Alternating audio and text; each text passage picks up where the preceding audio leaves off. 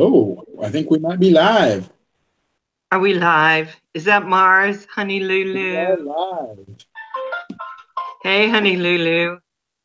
Yes. Hey, honey Lulu. You can Live. see my face finally. Oh, let me pause this real fast. Hey, Honey Lulu. Yes. Hey, honey Lulu. Notification over here. I don't want any loud notification sounds or anything like that next to the other phone since I have my little tablet right here for the chat. Oh, I like how you do that. Yeah, I have it on a little stand. I'll show you. It's just a little stand from the dollar store. So I just kind of set it right there on the stand next to the phone. So I Oh, have wow. like two things. I would use the tablet to stream with, but the front facing camera is not a really good one. And the one on my phone is actually a really nice one. So I like Right. using it. So what kind of phone do you have? It's a weird like Japanese Chinese phone. It's called the ZTE Blade Max Pro. It's a bunch of names all mixed together. It's really confusing. They actually don't sell these phones anymore. They were a Metro PCS phone. I don't know if you've ever heard of Metro PCS. Yes. Yeah, it was one of their like exclusive phones or whatever you want to call it. And I think they stopped selling those phones, but it's a really great phone and works great for gaming or whatever you need it to, streaming, recording like videos. It has a really nice camera on the back as well. Nice. Hey, Eric. Yeah, because that sounds like a really impressive phone. Like It's lots of really names, nice phone. lots of stuff. Yeah, for what it is, I mean, it's not like a Samsung or one of those higher brand phones, but it has every bit of those like capabilities that those newer phones have, like a Samsung Galaxy S9. It's basically the same thing. Okay, so we only have a couple minutes before we actually start, but we decided to come. Hey, Kenneth. So I just need to ask Mars a couple questions. Hey, Mars, are you doing the twerk competition I've been Oh hearing so man, much about? his okay, I don't know if you got to catch my last stream that I did, but I did a special like unboxing stream the other day, and towards the end of it, I did like a live video reaction of Mars's dancing video because he wanted Oh, me to did check it out. you? And oh my God, that dancing video was one of the most hilarious videos I've ever seen, especially that ending. That ending was just so freaking hilarious. Like Mars, you are crazy, brother. I loved it That was though. it was crazy. It was crazy. I watched it too. I just thought, oh my gosh. Hey Jeffrey, how you doing? I need to probably keep up with what's going on in the chat. You got Yeah. hey Birdman, merch. Hey merch, darling. You know, Crazy. How's it going, everyone? I don't usually keep up with the chat as much during the interview, but we Yeah. will try today a little bit since Alvin also has a live stream, and I just want to promote that a little bit before we get going. Oh, So perfect. Alvin himself, Earl RC, um, has his own channel in which Yes. he does reviews, some live streaming, some fun stuff. And I've been watching his really early stuff. It's a lot of fun. There's some of the trucks and things he has. And you're very well, we'll get into that in a minute. Uh, and then he's also on the Sin and Earl RC Hour Network. network. Okay, I will help you with this part. It's kind of confusing. Me and Jim might need to have to talk about this and maybe change it up a little bit, just because the show name and and the channel itself name, they're very confusing because the channel's name is the Sin and Earl RC Network, but the show that we do on every Tuesday is called the Sin and Earl RC Show. So it's very confusing when people are Yes. like, "Is it the show or the network? What is it?" Well, Right, right. technically, we put the network in the name to pay homage to our brother channels, the Drone Network and the Canadian Drone Network. You know, we don't have drone in our name, but we wanted to keep that network part at least. It's because we're all part of a network. Right. And you know, I didn't do that part. And now I feel like I'm I'm the little redheaded Well, stepkid. no, no, you don't. You don't have to. Honestly, the only reason why we did it is because it's artsy related. Yours is like a talk show. It's perfectly fine. You don't. I mean, Val's Life Network actually does sound kind of catchy. Honestly, it does a little bit. Hey, I let's wouldn't hate that name. yeah, because I will tell you, I went to FPV with my breeze today, and you know, Earl, Alvin, that I have my breeze that I am very proud of, and Yeah, without you're getting underlevels with that thing. You're doing all sorts of crazy stuff with that. yeah, without getting into too much, I kind of got discombobulated a little bit. And as long Yeah. as Kim isn't in here yet, I was holding down the start on my, I couldn't get it going. I was holding down the start on my controller, wondering why it wasn't going, and then went over the drone, and then it did get going and took off. And that was Try to very come at your face, scary. try to fly towards your face. That would be super scary. That actually happened to me the other day with this little Santa Claus drone right here. Eric kind of jinxed me actually because he was talking about how he flown his newer small drone into Tiff's hair and got it all caught up in Tiff's hair. Like Yeah. maybe an hour to an hour and a half after that, I was sitting there flying this little guy around without the Santa Claus on it, and it just like came right towards my face a little too fast, and I couldn't like duck my head down fast enough, and it got caught right in my corner of my hair like this. And it was so funny because it was all caught up in my hair. I don't have super long hair, but I have long enough hair for it to go get all caught up in there. And it was really funny. And it was a little bit of a pain in the butt to get that out. Right, right. Okay, so Ray's in here, Kim's in here. I saw, of course, Marge and Merge and the good troll. Hey, good troll.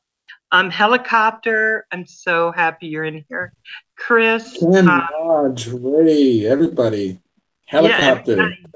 yeah. All the guys are in here. Kim and Roger. I saw Roger. I think I'll have to look. So anyway, oh yeah, there's Roger up at the top. So I got you. So we're just gonna kind of just get started. Oh yeah, Dustin Dunhill was on live stream. I was watching some of it. He's way ahead of where I'm at in droning. So he's just it was spinning my brain a little bit, but I'll just have to watch more. Okay, I so made so let's myself a glass of ice water before the show so that I don't get too hot. kind of I mean, it's not really too hot of a day today. That's what's good about it. I mean, it's actually a really nice day today. For the most part, it's still really smoky and everything outside. But for temperature wise, it's pretty nice. So the ice water still helps. Hey, Anthony, I see you in here. I don't know what you mean by saying a big winky, so I'm just going to let it go and not comment. Yeah, it's hard not to want to keep up with chat sometimes. I'm so used to that. It's And so hard. it It really gets is so harder all the hard. time because the guys are so hysterical half the time, and I'm so serious most of the time. So, They really are. They like to crack jokes in chat a lot. It's funny sometimes. It really is. yeah. So let's talk a little bit about where you were born, where you were raised. Where were you born? I was born in Chico, California, which is basically a half an hour away. Hours north of Sacramento, California. It's just a really small, like, it's not really a really podunk town or anything. There's about, when I was born, there was about 50,000 people there. And now that it's grown, it's about maybe 100,000 people there. And Okay. there's not really much that has happened there over the years. It's just kind of grown little bit by little bit. There used to be a lot of gang activity and stuff in the town, and it's slowly died down. They've slowly moved out of this area, but it's there's a lot of other problems in that town. So we decided to move out of there. We lived in Chico for a long time, and Yeah. we well, it's a long story. Basically, we started off in Chico as when I was a kid, and then my mom and my dad they split up when I was really young, and it was really it was a brutal breakup. And my mom, she suffered. Well, both my mom and my dad, they both suffer from slight mental issues and mental problems. So when they broke up, it was very, very like visceral for us kids because it's hard for me to say this, but when I was 4 years old, I watched my mom bash a giant beer bottle over my dad's head. Mm. And as a child, you never want to see that. Like, especially if you're 4 years old, you don't want to go through that. You don't want to see stuff like that. And that was one of the last times that I really ever seen my mom. Ever since then, my mom and my dad got separated. And honestly, before that, I don't really have too many memories because I was too young at the time. So around that time was when I really first started having actual memories of my mom or anything like that. And So we, that we so that puts you in a particular space, right? yeah, Where it growing just up growing up having to deal with that, and then my mom, she tried coming back in our life a couple times, but every time that she did, she was always, it's hard to say this, but she was really addicted to drugs. And seeing her like all hopped up on certain drugs, that just, it made you never want to see that person ever again as a child. Even though that's your mother, seeing them like that, it's just, it makes a stain in your head, you know. That person is always going to be like that. They don't want to get themselves help for their kids or anything. They just would rather do drugs or whatever because that's their out and or whatever of how old are reality. you, Eric? How old are you? Alvin, not Eric. Oh, Alvin. I always look at Earl and that's what I think. No, honestly, Sorry. that's why I had to put the space in between Earl and RC because for the longest time, people thought my name was Eric because the Earl and RC were two I things. always do. And when you first came on, I used to always think, oh, Eric is on the Everybody Drum called me Network. Eric. Everybody called me Eric. Even Cap called me Eric. Like Oh, there so many people that have called me Eric. Even Chris so has called me Eric. I'm so sorry. So No, no, Alvin, it's totally fine. how old are you? I'm 31 years old. I'll be 32 in March. I Okay, was so you're a born in little younger 1987.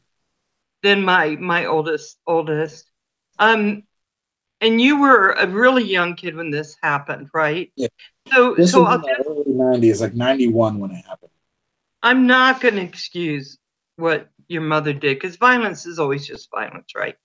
But Yes. sometimes what I found when I was working in that field was that people with mental health issues a lot of times medicate. And that's where the drug use starts. They start medicating themselves to try to get better, and it doesn't work. Yeah. It just never Yeah, works. And then we have a it lot of didn't sad work for children. her at all, honestly. She tried, I guess, different ways of doing it. She went to like the mental hospital and went through that Right. route and tried to get better. And what's funny is she actually escaped from the mental hospital.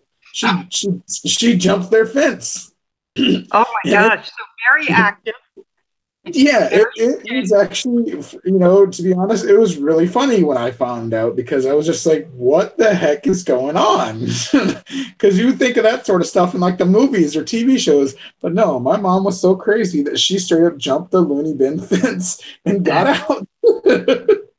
kind of like one flew over the cuckoo's nest. She just flew and kept going. They actually had to adjust the fences after that happened. They raised them like another 10 feet. After my mom jumped out, they had to raise them. So that's kind of fun. But yeah, So that sort of stuff as a child was very, very hard to deal with. But I made like ways of not concentrating on that by just going out and having fun with my brother because we didn't really have much growing up. My dad, he was basically on welfare for most of our life growing up because he had a bunch of hernias and stuff before we were born and he was disabled, so he couldn't work. right, So after him and my mom broke up, we lived at our house in Chico where we were born at for probably another year. And then the landlord ended up kicking not only us out, but all like the houses in our little area. They were basically doing like a giant renovation and kicked all the families that were in that area out, which was horrible because a lot of my friends were in that area and I'd never seen those friends ever again after that. Like once they moved out of that area, like you never see those people ever again, but you right. still remember that they existed. Like as long as you remember they existed, that's all that matters. But yeah, after that, we actually fell into some pretty hard luck. It was quite rough after that.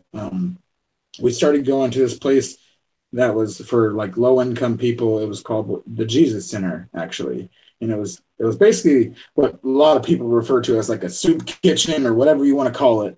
And, it was to basically give homeless people food. And one we had to name was a truck and basically a few boxes of goods, like our clothes and some sleeping bags and stuff like that, blankets, stuff like that. My mom, she showed up at that place out of nowhere.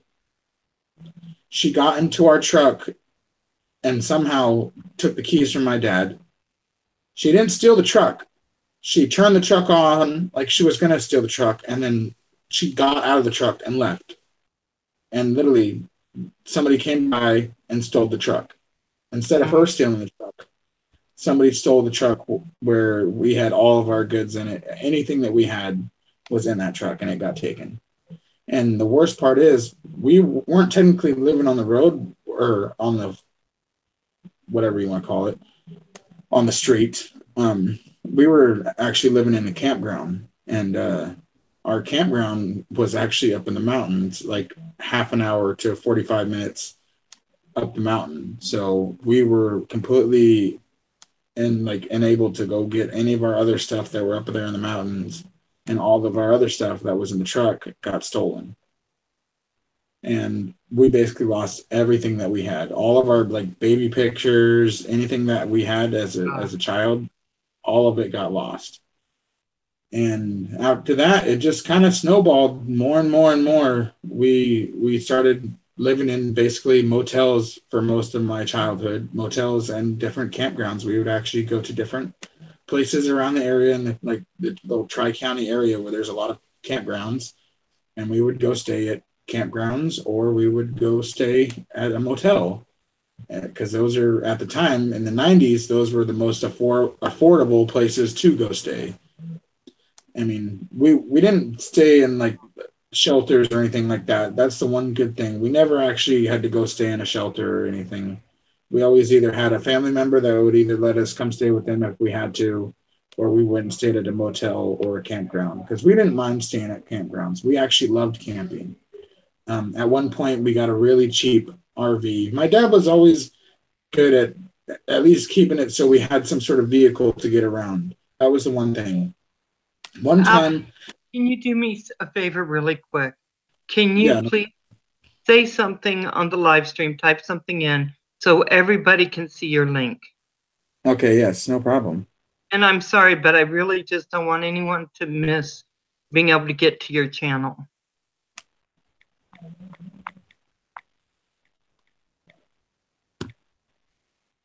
There we go. That should help, hopefully. Thank you. So let me just ask you, because I worked with a lot of families where they lived in hotels or they were at camping sites. And there was a time where my family, me and my children, were so close, they were coming to foreclose. We were losing everything, but it was just me and the kids. And I remember just that utter despair, Yeah. you know?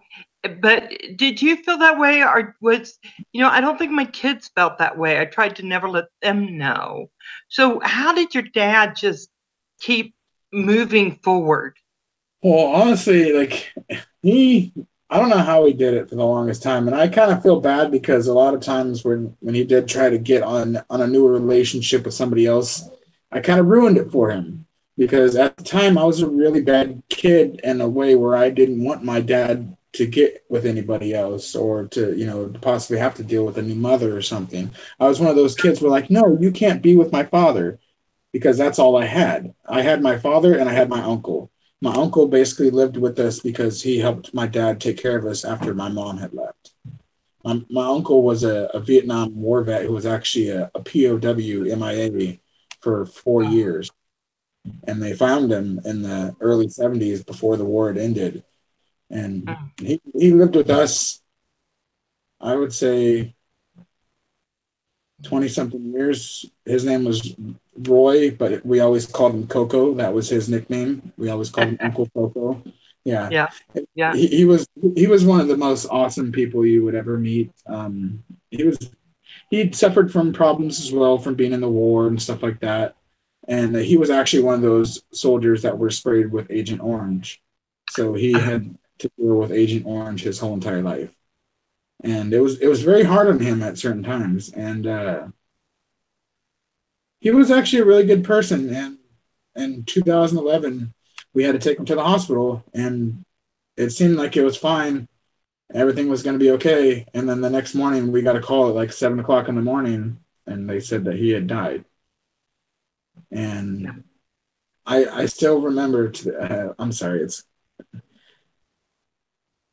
I still remember to this day hearing my dad scream from the phone call. It woke me up. You know, Sure. my father. We live in the same house, and I still to this day remember him screaming because he died, and that was like burned in my head because we didn't think that we were going to lose him. I never even got to tell him goodbye. I never got to even see him in the hospital. We dropped him off at the emergency room, and then my sister had to come get me. I never Right. got to say goodbye, and that was one of the most hard things that I've ever had to deal with. And Right. Right. I think Alvin, for a youth like you who has gone through all this stuff, and then to lose that foundational piece of your life, it can spin children. I mean, to the point that you aren't able to pull them back. Do you know what I well, mean? after that, like I fell into like a giant pit of depression because I would have these vivid dreams afterwards, and that's the thing I hate about dreaming. I hate dreams, period, honestly, because some of them are so real. And Right. I've had some really bad losses over the years. And when my uncle Coco passed away, I would have dreams that were so vivid and real that he was there with me, and that he, like, if I walked out the door, he would say hello, or he would just be there sitting there. And that sort of stuff ruined me. It like ruined my psyche so much that it basically caused me to go into a giant depression for years. I'm still dealing with it right now. So And so it I don't I'm just gonna tell you how my brain takes the loss. So I've lost some people who were just instrumental to me. And I get it. I It was my grandmother for me. She's the only one who ever told me I was smart, who didn't call me stupid or retarded. You know what I'm saying? yeah, She was the only one I had who was yeah, always such a big supporter. And she died. And I remember seeing her in a dream. And I ran up to her and I knew it was a dream. And I hugged her. And I just thank God for giving me that extra moment with her because I I'm so needed sorry for all the people in chat, by the way. I'm not able to keep up with chat, but I see everything that you guys are writing. I yeah. appreciate it very much. I really do. We So thank have you. a beautiful community. But that's how I Oh, had yeah. to do it. I just had to run up, hug the people I've lost, and just tell them, thank you, God. Thank you for giving me that moment that I needed. Because sometimes, Alvin, sometimes you're going to need your Uncle Coco. Well, You're that's just the going to point. need him. Honestly, at the time, I really did need them because, like, you don't really notice how much you need somebody until they're gone. Like, you really don't. You don't. You don't. And that's what really sucks is like you may cherish while they're there, but you really don't understand how bad you needed them in your life until they're gone. So, how old were you when you lost Uncle Coco? It was in 2011, so that was 7 years ago. Uh, I'm so bad with math right off the top of my head. okay. That's okay. I So, was you're 24, probably, if I yeah, remember 24. correctly.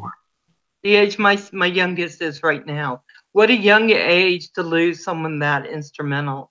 You know, Well, he basically was like my mother. Like my dad and my uncle, my dad was basically like my mother. So he was like a second dad in a way because my dad was both my dad and my mother, the way I seen it growing up. Because my dad right. helped me get through everything.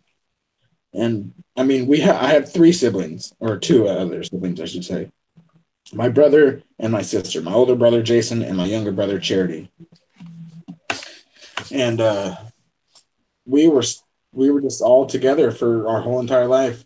My dad had gotten cancer in 2004, and we didn't think he was going to make it, but with the help of my uncle, he had actually moved out at that time and had his own place, and was actually really good because he actually had a stable home for us to go and stay at while my dad was going through his cancer, his radiation, and his chemo, which it had, about cancer. It destroyed whoever has it. And my dad had shrunk down. My dad at the time when he had cancer, he was 250 plus pounds when he first got it. By the time his cancer was done with, he had dropped down to 105 pounds. Oh my And God. it was one of the hardest things to have to see him transition through, was dealing with the cancer, because the radiation treatments, they ate him alive. Right. He was so frail at the time. We thought we were going to lose him, and that we didn't know if we were going to have him left in our life or not. So it was that first major hit that kind of got me in a little bit of a funk. And then a few years later is when Coco passed away. And that just, for some reason, that hit me really hard, because my uncle was there for everything that we've ever had to deal with. Bad, Yeah. good, everything. Well, they're foundational. They're foundational to our young people. When we have these people who are angels in life come Yeah. and join in a family to really guide you and to help you, they're foundational. Our foundational people. Well, honestly, without the help of my uncle, like, I don't think I would have been able to do a lot of the stuff I was able to do as a child or a teenager. I was able to do wrestling and sports and stuff like that, because we were poor. We weren't able to really do that. But my uncle, he got some help from the government from being in the military and stuff. So whatever he had, he wanted to help us out with whatever. I went to karate. I practiced judo and stuff like that because of my uncle. He was into karate. He was into karate his whole entire life. Even when he was in his 50s, in his late 50s, he wanted to go practice karate. Mm. He was just always into karate. And he wanted us to, go for whatever our goals or whatever our dreams were. He wanted to help us do it however we can. However stupid they may have seemed to him, he still wanted to help us do it. Yeah, and so these, I've when I would go talk to families about their kids, I always said they needed someone outside of mom and dad, one person to believe in them. And if they did believe in them, 80% of children make it. Yeah, They learn some resiliency and they make it because of that one person.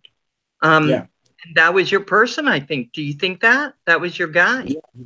My uncle was. I mean, It's funny because he was my older brother's godfather, but the way I seen it was he was basically like my godfather. I mean, my brother, he loved my uncle, just as much as I did. But for some reason, I believe, a little bit more of a connection with him, because Sure. I was always here more. My brother was a typical teenager that took off a lot more and, hung out with all the girls and stuff like that. Don't get me wrong, I love hanging out with the girls as well.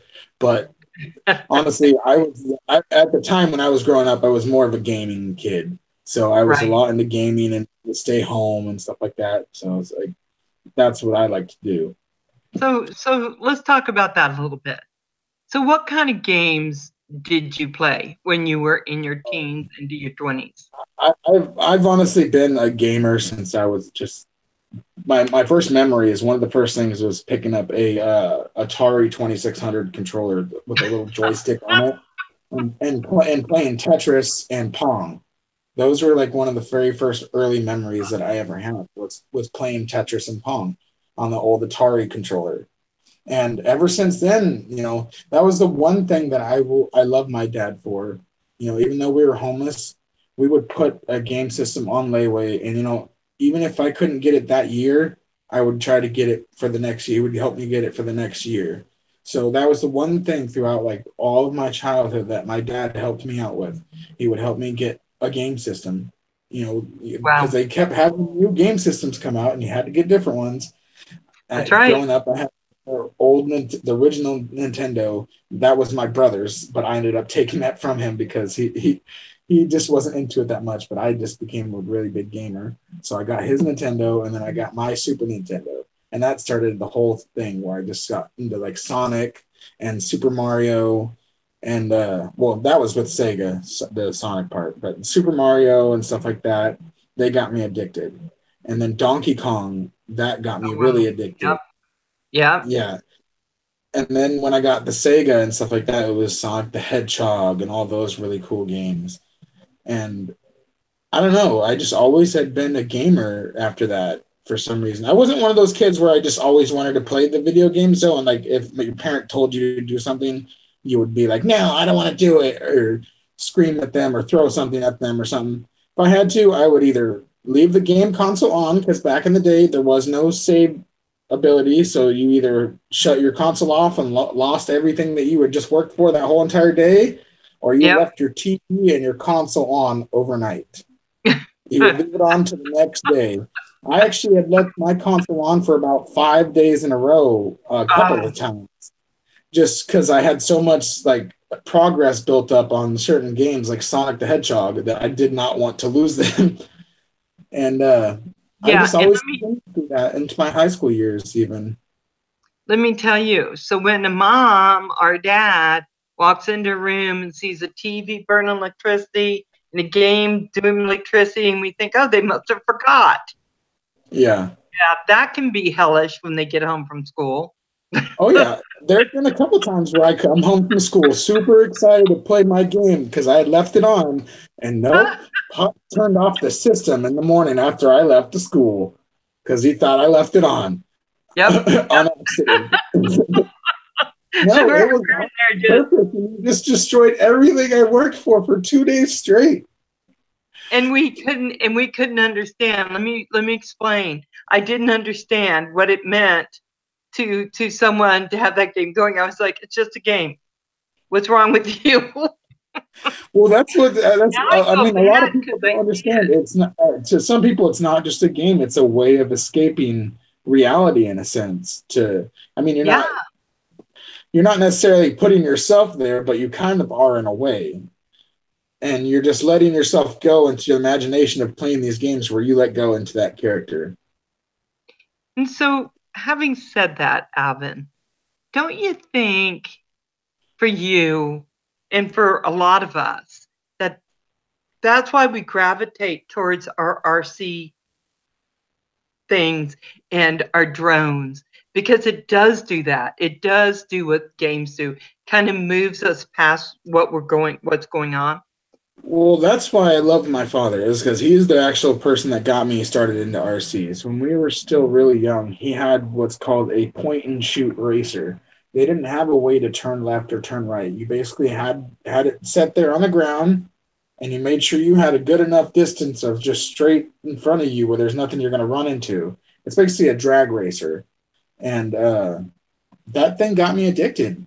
There was no real way to control it, but it was still so cool at the time. As a kid, you're just like, "Whoa!" Your mind is blown. Especially in the early '90s. In the early '90s, that's Yep. when RC really took off. That's when there's so many different RCs started to get made. It was incredible. And he got me my very first little Tyco RC car. It was one of those ones that actually have the little wire that go onto the little RC car. You can't actually go more than a foot, 2 feet away from you because the wire keeps it connected to the truck. So, I mean, you can have a little bit of fun, but you're only having a little bit of fun as you're walking with it. You're like walking along, like duck waddling next to it while it's driving around. And as a kid, you're like, this is the coolest thing in the world. Right.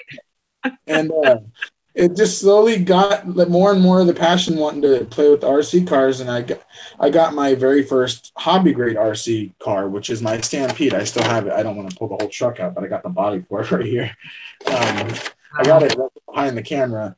This was my very first hobby grade RC vehicle that I'd ever purchased. Before that, it was only like Toys R Us type stuff that you get. Right. It's what's in the hobby world is what's considered toy grade, because what toy grade and hobby grade is, toy grade is if you break it, you're screwed. You have to either get a whole new car or you just can't play with it anymore. for the most part. I mean, there is ways to fix it. I can't say that you can't fix it completely. If you're a little bit of a know-how and you got some street smarts or whatever, a little bit of MacGyver in you, you can fix it. If you got a little bit of MacGyver in you, you can fix it. Oh You can fix yeah, oh anything. yeah. And But I yeah, think that we've been on enough channels to know that a lot of the guys into these sports do have that in them. You oh know, yeah, I'm really good at destruction and taking things apart. yeah, Putting things back together takes me a little bit more time. I can do it eventually, but I think everyone becomes a little bit like that. And I also think that when you don't have money, you right, you yeah. learn how to do these things. You learn how to take care of what you have. You Oh really yeah. do. I had to, especially because, like you said, that thing right there. We didn't have money to go buy a new replacement. If something broke, my dad wasn't going to be willing to go buy me another one. He was going to be like, Right. you're crap out of luck. You're Right. screwed, basically." And for the longest time, I took a lot of good care of everything that I had. I wouldn't take such good care of my friends' stuff. Like if my friends had something, I would kind of just let loose and not have to really care about it because it's not mine, you know. I would like bash their cars and all their stuff a lot harder, but mine I would try to take care of just because I didn't have the money to replace anything or repair anything. But after a while, I basically got into the part where I just wanted to start making a little bit of money for myself, even doing little jobs for neighbors, like cleaning their houses or anything like that, just to try and get some money. You know, if my pops wasn't able to help me get something, I was going to help myself get something. You know, I may So not how have old were enough. you when you started doing that? Well, when I got this Traxxas, my very first Traxxas vehicle, my dad helped me get that. I wanted to get it inside the hobby shop. We went into it was called Hobby Town USA here in Chico. Well, there in Chico, I should say. It was $190, something like that. It was like $200. And I mean, they're still basically that price today. That's what's kind of cool about it. I mean, they really hasn't really gone up in price too much. They're basically that same price. But as a kid, you're just like, that's like $1 billion.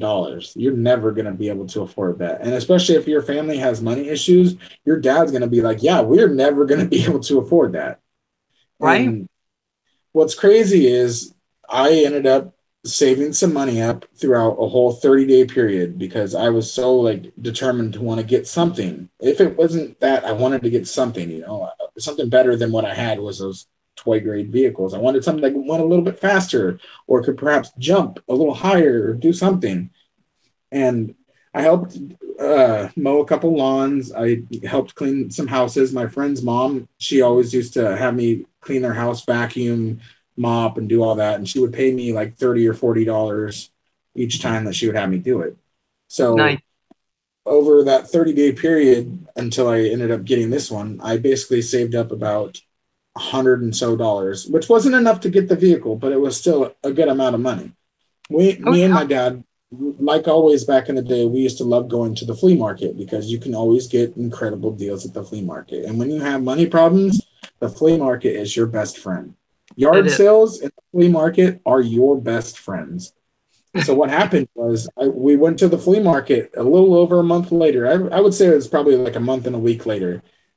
And at the very end of the flea market, because we were going to the flea market, I was probably going to buy a movie because I was so addicted to buying like Power Ranger movies and stuff at the time. That was another big love of mine throughout the years. We'll get into that later. That was Power Rangers. Oh yeah. That was on my house all the time. I hated those little guys.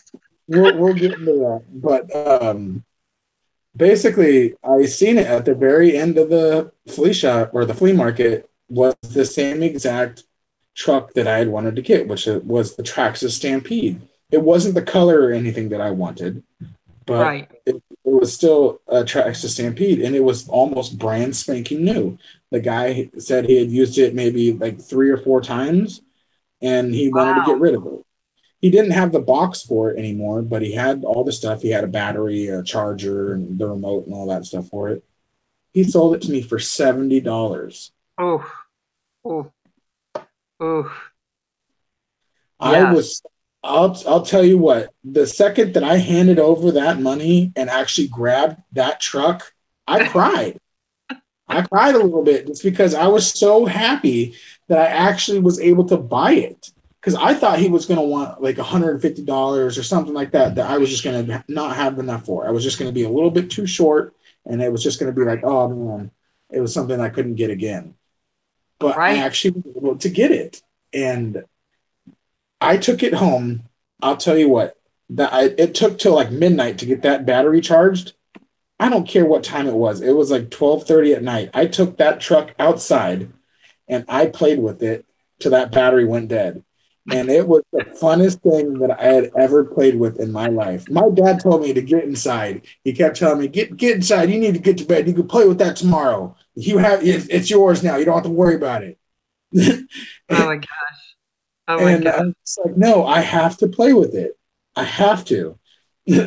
And it was one of the coolest things I had ever seen and experienced in my life. And it's a little bit different now because it's been upgraded, but the original, what they call the speed controller, it was Hmm. it was it was kind of a toy grade speed controller at the time. The original Stampede, it had what was called the mechanical speed controller. You didn't really have full proportion where if you press the gas lightly, you feather it and you just go slow. It was basically a toy grade one where it's non-proportional, where if you press the gas, it's going as fast as it's going to go. It's full throttle. And oh man, that was so fun because those Stampede, even back in the day, they hauled butt. And for a kid it was 1998 when I bought it. I was only 11 years old. Oh And wow. for an 11-year-old kid, that's a whole new world. It was like it was something amazing to me to be able to drive something that fast because I mean it wasn't super fast, don't get me wrong, it went like 10 to 15 miles an hour, but to a kid that's 100 miles an hour. You're going so fast that it seems like it's going by in the blink of an eye to you. Like Right. your I think, imagination as a kid is completely different than what it is now. I mean, 10 to 15 miles an hour, that's what nowadays they use for crawlers. So they're kind right. of they're And pretty slow. looking at you right now, the joy you get from this explains a lot, right? Yeah. Because it's almost like they just handed it to you, Alvin. Yeah. It's like they just Well, put it in your I never thought I was going to be able to buy it. Even though I had saved up the money for that long, I thought that I was not going to be able to buy it, that the dude was just not going to be able to buy it. But he was really into what's called haggling that my dad started teaching me when I was a young age. He started teaching me the thing of haggling. And haggling is one heck of a tool to use when you're at a yard sale or a flea market. Haggling is your best friend to get that price to go down. right. Or if you're selling stuff, you can haggle to make it go up, but you want to haggle it to go down. And my dad kind of helped me do it. He kind of helped haggle the guy down, and the guy seen like the joy on my face. He seen how much that I really wanted that truck. He could tell that it was going to go to somewhere that was going to actually be loved, that was going to get used. So when he said I'll take $70 for it, and then like my jaw just like dropped. I Yes. couldn't I couldn't get my little Velcro wallet out fast enough. That's all I had back in the day was a little Velcro wallet. I couldn't get that little Velcro wallet out fast enough. Oh my gosh. What's funny is like I was having such a hard time counting the money that I actually started dropping my money on the ground and I was having to pick it up off the ground. And I was getting so like frustrated. I was like, oh God, where's it at? How much do I give him?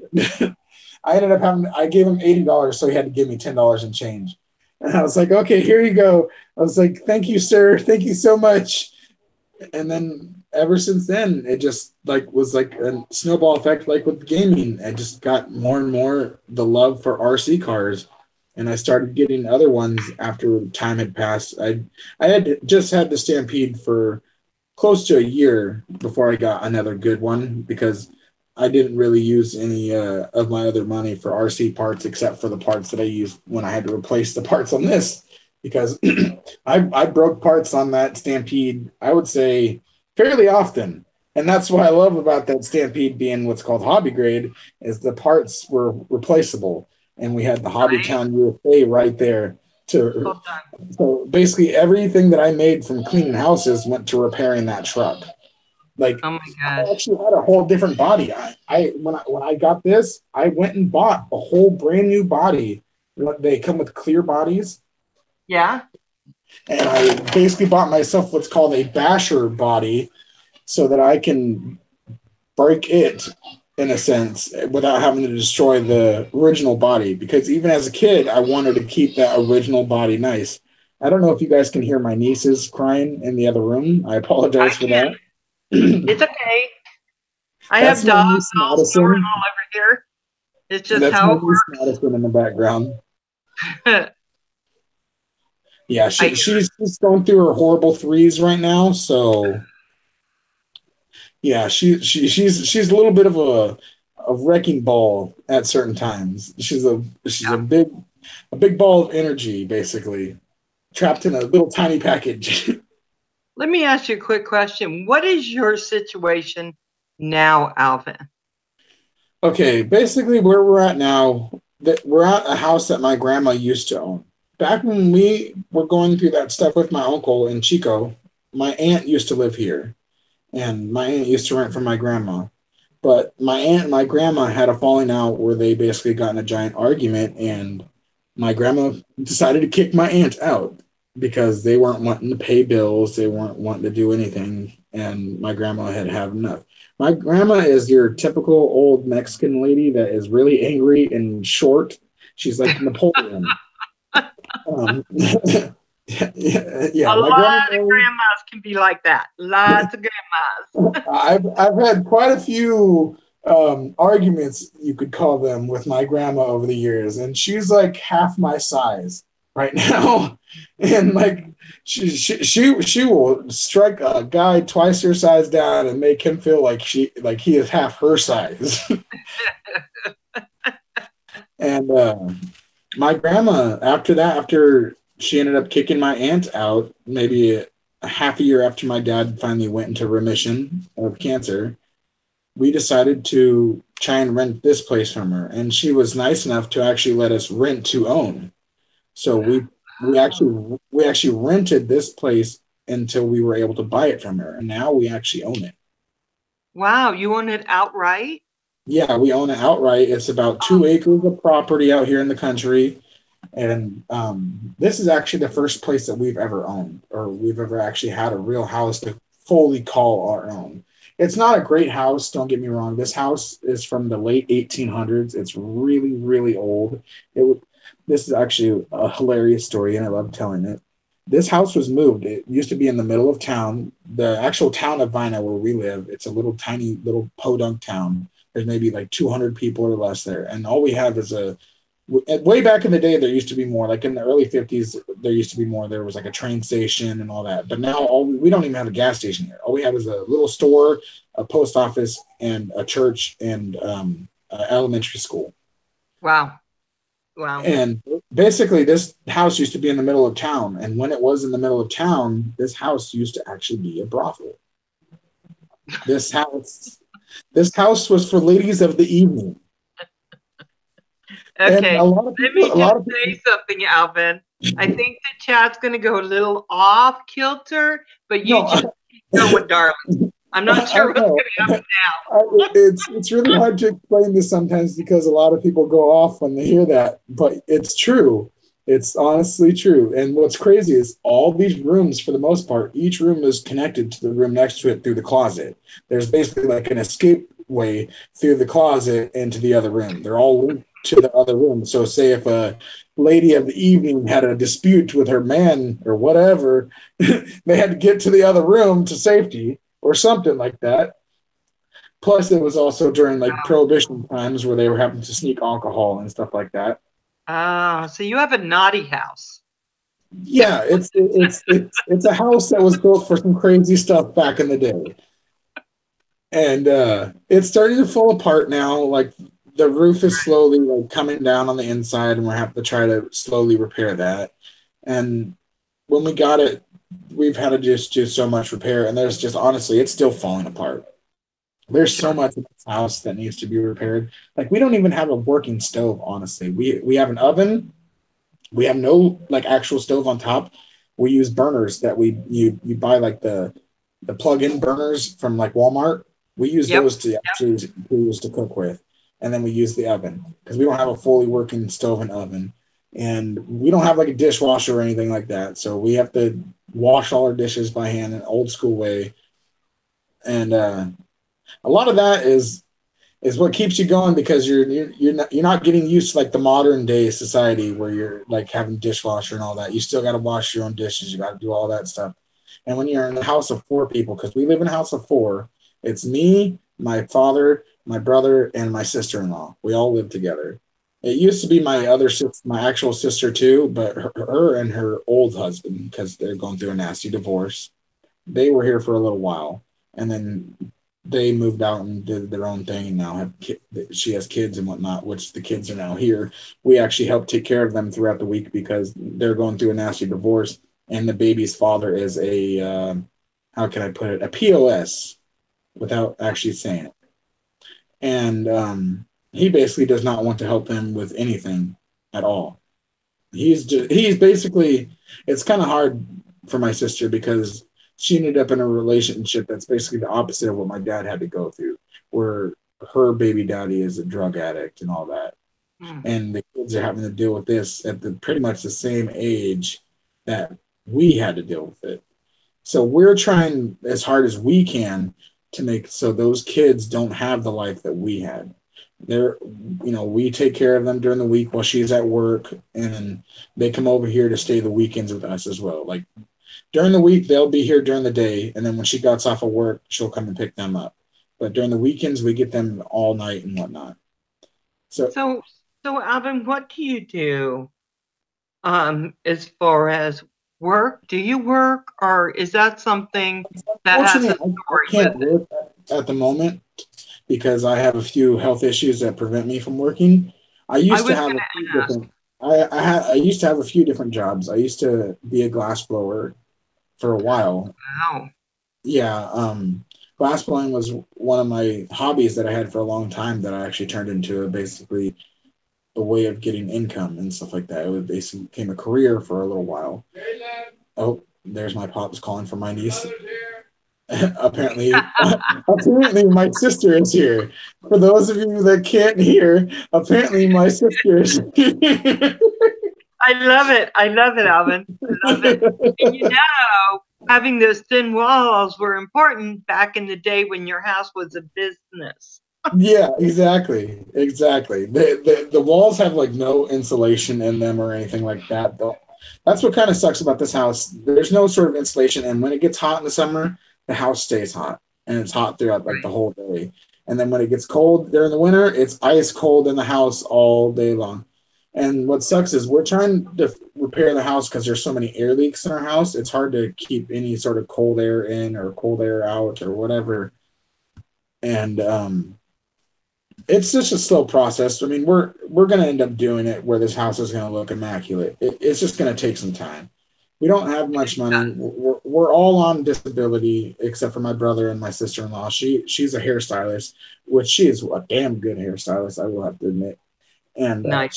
she doesn't hairstyle my hair, of course, but she cuts it whenever she gets a chance.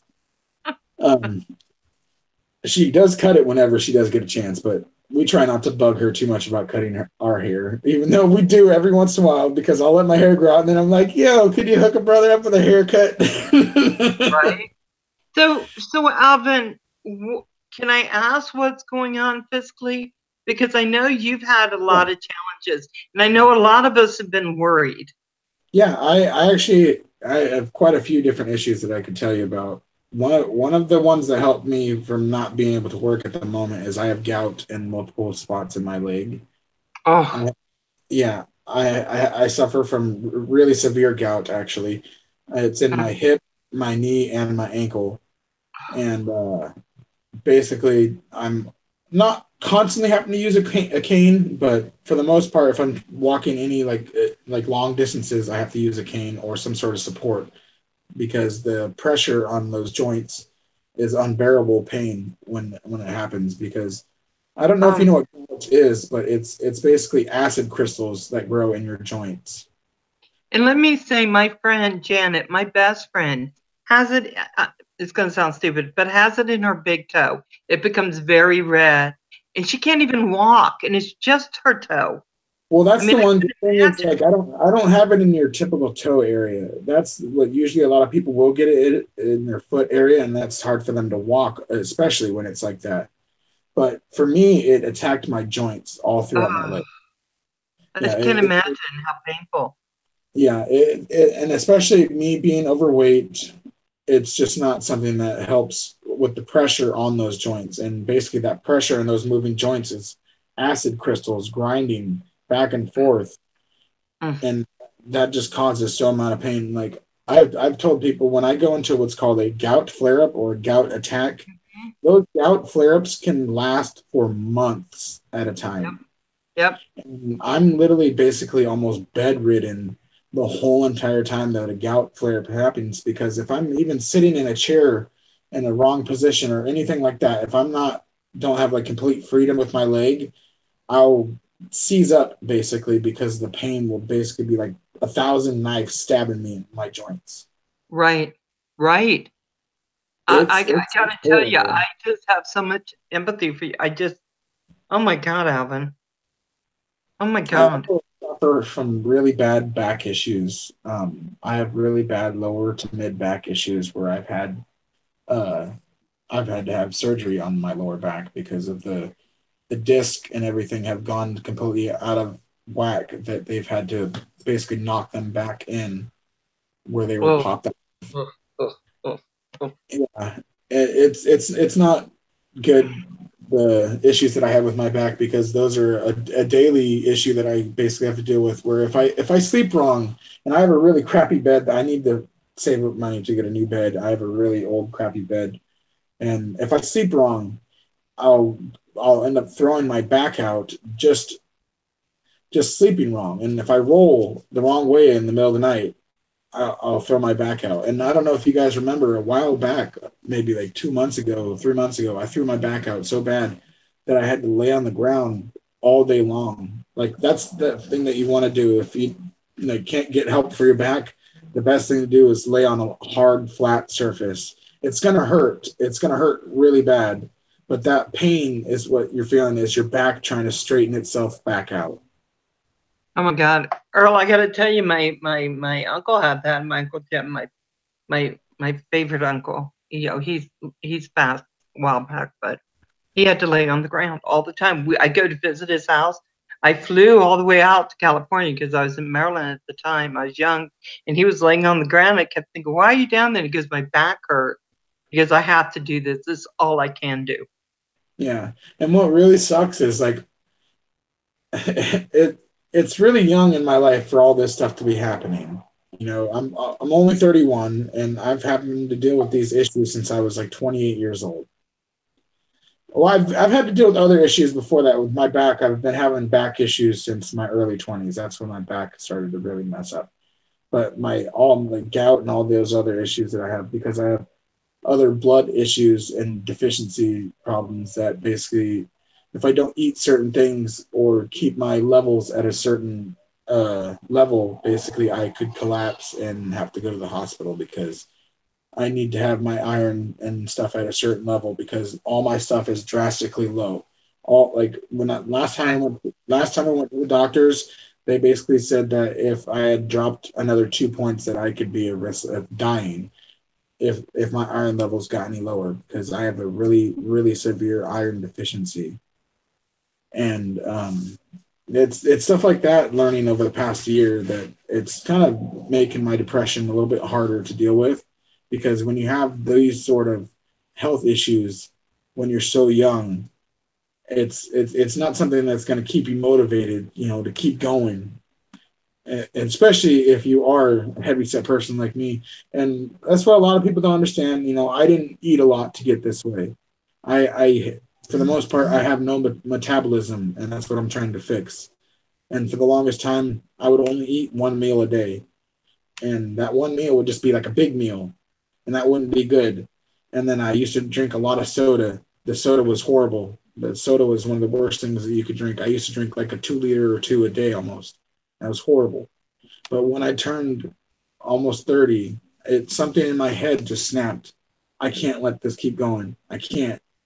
And ever since then, I've changed my whole lifestyle around so that I can finally start losing weight and finally start getting healthy and actually caring about my body and caring about what's going to happen for the rest of my life, or even if I'll have a rest of my life. Because, I mean, it's kind of depressing to say this, but, big people don't last very long. Especially, if you're the way I was. I didn't even know I was as heavy as I was for the longest time. Because for So the longest, how heavy have you been, Alvin? it's kind of hard to admit this, and it's a little embarrassing, but at my heaviest point, I was 501 pounds. And for the first time when I discovered that, my heart broke. Like my soul had shattered. When I stepped on that scale and seen that, my whole world like was destroyed. I had no idea that I was that heavy. I couldn't even contemplate that I was even that close to being that heavy. Right, And right. when I seen that on the scale, I was just like, I can't do this. I can't let my body, I can't let myself degrade more and more to basically where I'm going to be nothing. I'm just going to be a big fat mess that can't do anything. And that's not what I wanted to do with my life. My brother and my sister, my sister, she has a little bit of weight issue, but not really anything at all. She's still very skinny. And my brother, he could basically eat 1 billion pounds of food and not gain a pound. He's one of those people that are skinny and never had to worry about that. Right. For some reason, I had to. And it's been a hard thing to deal with for the past like 3 years since I've actually decided to change my life. But over the past year, I would say I've done pretty good. My weight has gone up and down, but that's because your body kind of does that on its own. It does. It does. And over the past year, I've lost almost 100 pounds, and I'm trying to do a lot better. Each month that I lose weight, I'm a lot happier than I was the month before. And what kind of sucks is this past month, well, not this past month, I guess it was like a week ago when I went for one of my monthly checkups that I usually do. And I had gained 5 pounds. And that 5 pounds that I'd gained, because the month before that I had lost basically 20 something pounds. And then all of a sudden I didn't change anything. I don't know what happened. Honestly, I really don't. The body just does it, Alvin. It just does it. It just does. I had gained 5 pounds, and that was like another emotional hit to the head. As soon as I got out of the doctors, I had such a hard time not wanting to break down in tears just because I thought I was doing so good. And it's hard to see yourself kind of go back up. I want to see myself below 400. I want to see myself below 300. I don't want to be overweight. I don't want to die early. I want to have a life. I've had a life. Don't get me wrong. I've done cool things, and I've done lots of awesome stuff throughout the years where even I wouldn't think I would be able to, but I have cool friends that help me be able to do stuff. But so honestly, to die basically is what it is. I can tell you, Alvin, that what I say to you, you might not take in because your life has been so difficult. But I can tell you that we're all rooting for you, and you're such an angel inside. And I know that doesn't I'm that too. I try to be as nice as I can to everybody. That's the thing. Like, I grew up in a foster home for a couple of years too, because my dad wasn't able to help fully take care of us for the first couple of years after my mom and dad. So we were in a foster home off and on. And for some reason, when I was in a foster home early on in my life, I taught myself to, I was the one that taught myself, to say please and thank you to people, or to try and do this to others and not be an asshole, pardon my language. And I was always one of those people that would pick, pick up kids that were being bullied and, you know, stand up for them. I would never let anything like that happen in front of me ever. And I don't know, ever since then, it's just been my way of just, you got to be nice to the people around you. Otherwise, you know, they're not going to be nice to you. And especially as an overweight person, you deal with that sort of stuff, that sort of judgment all the time. Like, You do. You do. I've hated going out into public a lot of times, out into places like, you know, how Eric went to the fair. I used to hate going to the fair because I hated being out in public, because I would always, in my head, I would always think that I was being judged because I was overweight.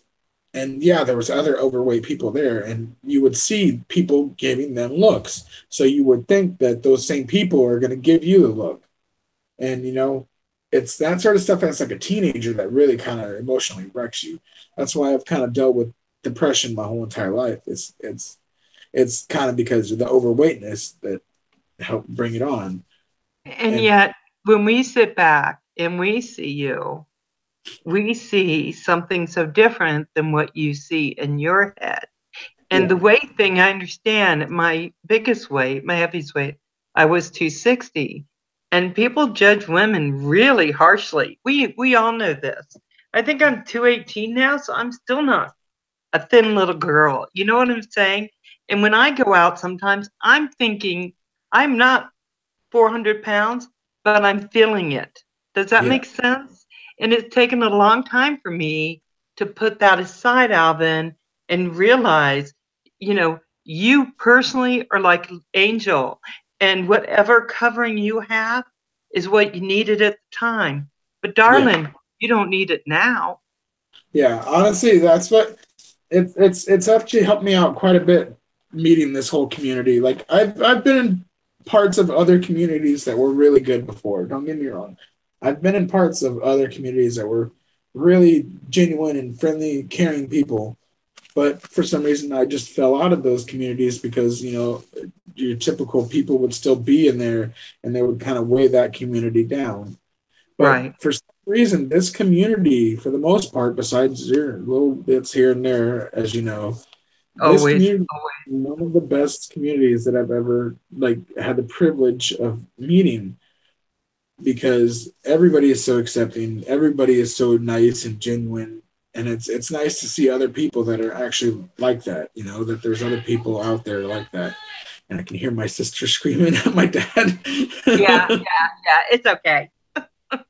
We all got our families, right? Well, I was just looking at chat. I've been missing a lot of chat, so I will go back through chat, and I promise I will start responding to you guys. I'm so sorry that I'm missing everything you guys are saying in chat. It's hard for me to keep up with chat and talk about at the same time. Um, but you guys are awesome, and like Birdman said, I consider every one of you guys a great friend. Like, you guys are all awesome in my eyes. Like, every single one of you can do no wrong in my eyes. And See, you're and better than me, Alvin. I think they can do wrong because they're family, and family always does stupid stuff. But it's that's what I'm trying to like better avoid, to is give like, them, Alvin, a pass because we know they are family. Now, I'm not saying y'all do a lot of things wrong. I'm not saying that. But sometimes we'll say things that in our head sounds good, and yeah, then when hate them out. We get people so mad at us, like we did something wrong. But what the thing I keep telling myself is that, you know, they didn't even begin to mean what they said. And I certainly didn't mean it the way they took it. You know, I think even you and I once had a disagreement, but yeah. certainly, Alvin, we're Oh, just, I've gotten in disagreements with a lot of people, but that doesn't mean that I still yeah, don't love them. but we still love you. And we Yeah. still, because the thing is, you have to be who you are, Alvin. You got to stand by your truth and who Well, you. what I've kind of leaned towards more over the years is like, I kind of consider myself what's called a realist. You know, I try not to sugarcoat things. I try to just, you know, tell people how I feel right off the top of my head. You know, Yes. if it comes off as a little bit of a dick, I apologize. That's not the way I originally intended it to. to be, but sometimes that's just how it comes out. And I definitely do apologize that I really do. You're And so great. You don't ever need to even apologize. well, I always make sure that I apologize for anything. Like if I say something and I look at it and I think that it might be interpreted the wrong way, I immediately try to apologize for that, just because a lot of people will take certain things, especially stuff that I've said in the past, they'll take it the wrong way, and they'll take it as either I'm hating or I'm just not liking something, but I'm just trying to give it my real opinion, and that's as hard as I could say it as. Like, I just give you what's Right. real. And I think, Alvin, that's one of the beautiful things about you. Yeah, You say what you're thinking, and you don't have to do a lot of guessing. I don't yeah, have to guess about how you feel. I don't have to read between your lines. You are, and it takes a while when someone is direct to be able to process directness, but yeah, it is a powerful, powerful thing in a person. yeah. And you're only 31 and you have that. And I think, and it took some thought because I had to think about it, but you're just awesome. You Well, just thank you. are awesome. And It's hard for me to honestly hear that from people, because in my own eyes, I don't see myself as being awesome. I really don't. I just see myself as being just a plain dude. That's, I deal with some struggles, but I try to make whatever the best I can out of what those struggles are. I right. I don't ever try to beg for anything or anything like that. That's the last thing that I would ever want to do. Even when we were growing up, I mean, I will admit this. My dad had to panhandle back in the day, and that was some of the worst things Sure. that we've ever had to deal with was, panhandling for money. And I promised myself that I will never beg for money or anything like that. I'll never do that. If I can't get something, then oh well. Just either But let save me up for ask it you, somehow when he was panhandling out, Alvin, why was he doing that? to help us survive so And that we can I could. tell you, when I had to get in line and get food stamps for like 6 months, I had to do it. It killed me. I wasn't going to do it, but I couldn't Yeah, look at my kids and not do it. And if I had to get on the street for my children, well, I'm just going to swallow that. Do you that's know what what I I'm love about saying? my dad. What a great man he is. As much as like we get in fights a lot, don't get me wrong, because Oh, me, sure. me and him clash a lot, and and sometimes we'll say stuff that are really, really bad and we really don't mean, but you're just in the moment and you're just so like lost in it that you just say stuff to that person that you love so much that you'll say that you hate them or you wish they weren't around and all this other stupid stuff that you really don't actually believe in. You just saying it. Oh, there goes my bottle popped. uh, but yeah, I love my dad. He's got us through the hardest parts of our life where we were stuck in campgrounds. There was a time where my uncle Jimmy, which is my dad's brother, my other uncle, he took us out to our local campgrounds, which is honestly what's funny is from where we're living right now, it's like 5 miles down the road. Oh, wow. Oh, wow.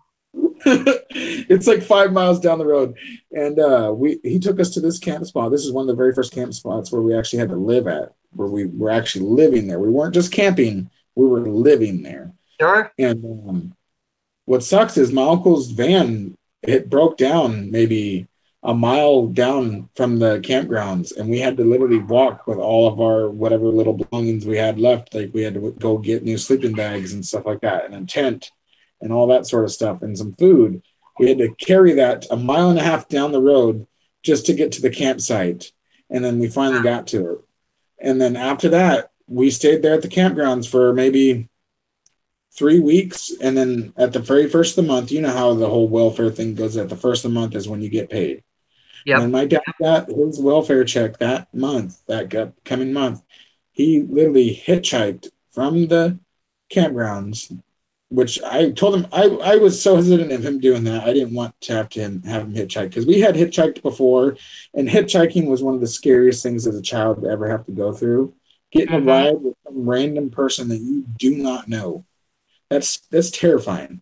It is terrifying. And basically, what he did is he went into town, spent as much as he could, and got us a beat up old Plymouth. What was it, Plymouth Fury? I think it was, and it was like a big old rust bucket. It was just an Yeah. old rust bucket, and it got us from point A to point B, and that was the main thing. Is the reason that he got it for us is because he knew that we had school coming up, and that was the thing. My dad always made sure that we went to school, no matter what. Even if we stayed in a campground that was 45 minutes out of town, we would have to wake up super early, and he would get us to school by the time school started at 8 o'clock. Yeah. That was the thing that I always loved about my dad. And that's one of the things I kind of wish that there was time machines, because I wish that I took school. I mean, I took school seriously and I did really good in it for what it was, but I wish that I could go back and really devote myself more to school, because I know that my dad really wanted us to. Well, yeah, yeah. I think education is really important. What you got is you got a different education, but you Yeah. certainly got one out of it. It just Yeah. was different. That's the only way I can say it. And you're a Yeah. survivor, and you have resiliency. I Yeah. know a lot of the kids I worked with didn't have that. We had to slowly try to work that in, the resiliency. But every time you got knocked down, son, you were back up. I You had mean, to. Christ, That was the thing. We had no other choice. We didn't want to be. I mean, there's other families out there that was more homeless than us, that were literally living on the streets or whatever. And that was the one thing I love about my dad. He refused to let that be us. Even though we were technically homeless, he refused to let that be us, where we were actually living on the street. You right. know, campgrounds, motel, anything that we could actually get, that had somewhere proper to lay down and have a little somewhat of a shelter. He did whatever he could.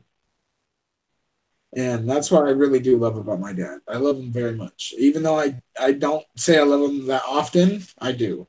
Like, that's the thing. When it comes to my real family, I don't use the love word that much. Like, I use it a lot with you guys. I love saying, like, you guys, I love all of you guys. I love saying the word love. But what's weird is, like, when it comes to my real family, I don't use that word that much that often, because, or at least I didn't used to. I'm saying it a lot more now. Like, me and my sister, we go out of our way to say, like, we love each other when she comes here. Like, even my brother, it was really weird. Okay, my brother called me the other day when he was in town, and at the very end of his phone call, he said, "Okay, love you, bye." And we never say that to each other. And I was like, "All right, love you, bye." And that was so weird, because, like, me and my brother, we never say love each other. It's just something weird. But Well, and I love, think love is a strong word, honestly. it is, and I gotta say, when kids are just trying to survive, they're not always thinking love. They're not always thinking I'm going to do this and that, and building those bigger things. They're Yeah, surviving and doing what it takes every day to get to that survival. And certainly somehow you were able to do that and come out of that and do more, even though yeah, you didn't have anything. Alvin, that's I got to tell you, the amount of I've worked with hundreds of children, and it's rare. It's rare that sometimes it can come out of that and still, without having food, shelter, without having the things of thinking, still be able to thrive. And yeah, certainly you did. Now you have medical problems. You have a lot of stuff surrounding your Uncle Coco and things, but it's overwhelming to be able to yeah. see that you did that, and certainly I got to tell you, a lot of that comes from Dad. Dad made sure, no matter He, what. he's my dad slash mom, is the way I've always seen it. Like, I technically do have a mother. Yes, I came out of somewhere, and Oh, there goes the chat again. yeah, and she has tried to come into our life a few times and whatnot. I just she's never been really there for us. She's only came over when she's either high on drugs or whatever. And you know, as a child, you don't want to see that sort of stuff. No. And she would always be like, she got a little bit more and more, I would say, insane, as I like to call it, over the years. And she would call my uncle the devil. Like, my uncle was the nicest person in the world, and she would come over here, not here, but where we used to live at different places. She would find us somehow. I don't know how she would do it, but she would find us and then just randomly come over and spouting all this crazy stuff like, oh, your uncle's the devil, you're living with the devil, and all this other crazy stuff. And that sort of stuff can destroy you from ever really wanting to conversate or ever be around that person ever again. Even if she is your mother, like, as a child, that'll destroy you. That'll destroy your connection to that person. Yeah, because this is one thing I learned long ago that I keep forgetting and have to keep reminding myself. You can't logically have expect crazy to be logical. You can't you can't expect ill-informed to be logical, because what happens is they don't have that skill. The more drugs they put on their brain, the less they're going to have that skill. And I'm not talking the little marijuana things, whatever. I'm talking the big stuff, which is probably what she was doing. Yes. We're talking meth and those kind of things, maybe some heroin, but you can't be logical with them. They are always going to see the people who they see as taking their lives. Like your uncle came in and made it beautiful for you. Wasn't beautiful for her, beautiful for you. And drugs can just knock crazy out the ballpark. It just can. Yep, they really can. And that's the thing that kind of just over the years just made me, you know, I basically said I don't have a mother anymore. It's kind of hard to say that. And it's a little mean for me to say that. I know for a lot of people to hear that, honestly, it's probably a little messed up for me to say that. But I just see it as I have one parent now because my other parent died. And basically all I have is my father. My second father, he passed away. So that's all I have is my father, mother, whatever you want to call them. Yeah, and I gotta say, we've known a lot of people who've done stuff and who've done drugs and come back and made a life for themselves. But mom probably isn't ready. And until she is, it doesn't go there. But you got a lot of women on this stream that are happy to be a mom for you. Certainly me. I'm happy to step in because I'm mean though. I think you'd tell me go away. Well, I'd be like, boy. I've always been really nice and friendly with the ladies, I guess I should say. I've never been like that sort of like ladies man or anything like that. I've always been really like drawn back and stuff like that when it comes to women and whatnot. Like, I guess it's because I didn't have a mother in my life to really teach me all these things. But my brother was always more of a ladies' man. He was always into having girlfriends and all that stuff. For me, I was always the shy person. I could never go up to a chick and tell them that I liked them or anything like that. And when somebody confronted me, like when I was in junior high, I had this chick that my friend set this whole thing up, and it's a weird story, but when I was in junior high, my friend, I can't remember his name, Dennis is his name actually. Yeah, he basically told this chick that I had loved her, that I didn't even know this girl. All I know that she existed. She was in my school. And then out of nowhere, I was coming out of the men's bathroom at junior high one day, and she just popped out the front of the door in the men's bathroom, and she just like confronted me. She's like, I heard you love me. And I was just like, what? I was like, who told you this? And it was like this whole thing where my friend had got me set up where he was trying to basically have this girl. I don't know if he wanted her to date me. I don't know what he was trying to do, but it was just really weird. And ever since then, honestly, I was just extremely even more shy with girls just because I didn't know what to say in front of them. Like, I was always so dormant in front of them. Like, I try not to seem like a weirdo in front of them, but I would just seem like not very talkative, I guess. But nowadays, I'm a lot more talkative and a lot more friendly and Okay, good. open-minded and stuff like that. Yeah. Yeah, I think a lot of us are a little more introverted on here, Alvin. And I've told a lot of people this has been one of my best years. And I'm flipping 58. What the hell? And you're 31 and you're having some, I think you're having some good years. You have a roof over your That's head. You have a lot of that's stuff what I'm now. trying to. That's why I'm trying to get healthier and I'm trying to lose weight. I still see my better years coming up. I don't think I've like had my good years yet. I've experienced some pretty crazy things.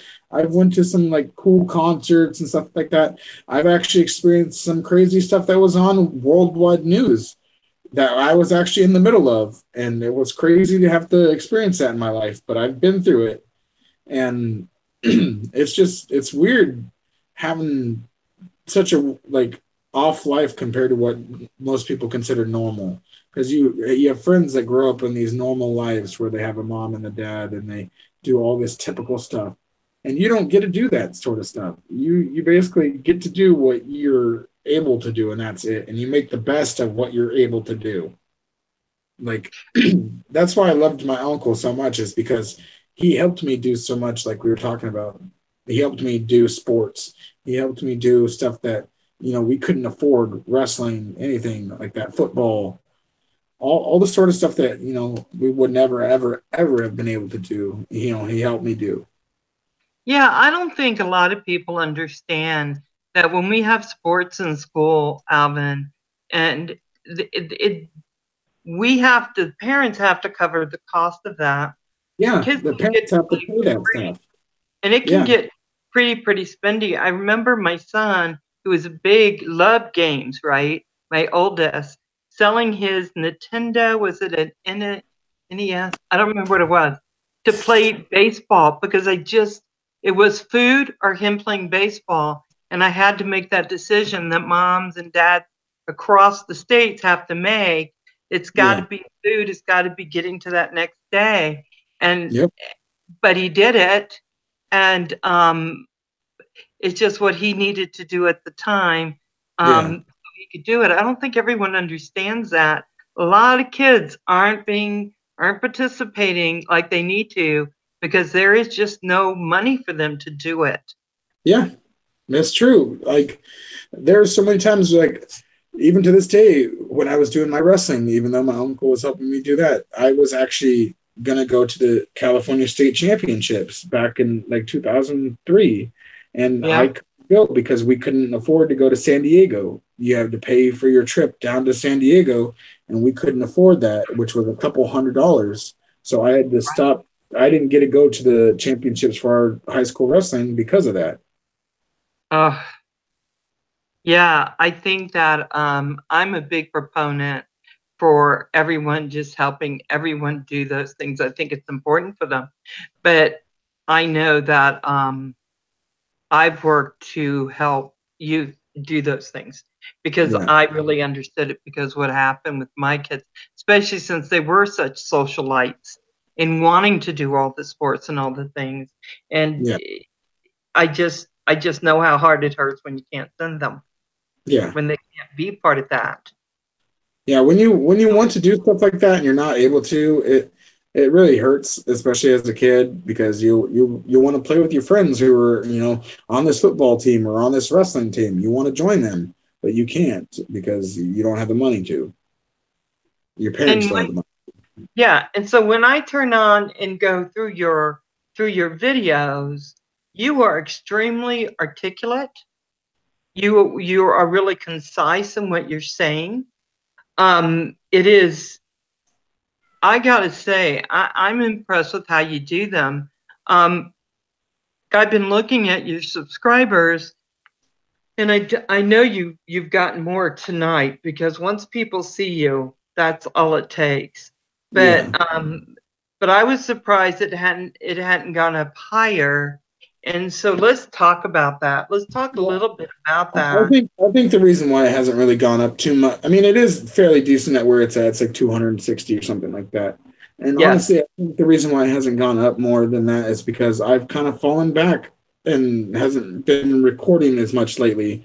I fell into a bit of a funk about a month and a half ago, and it just ever since then it's been really hard to pick myself like back up and get back in the grind of recording and doing the videos. And I've been trying to get my headspace back to want to do that, and it's been really hard.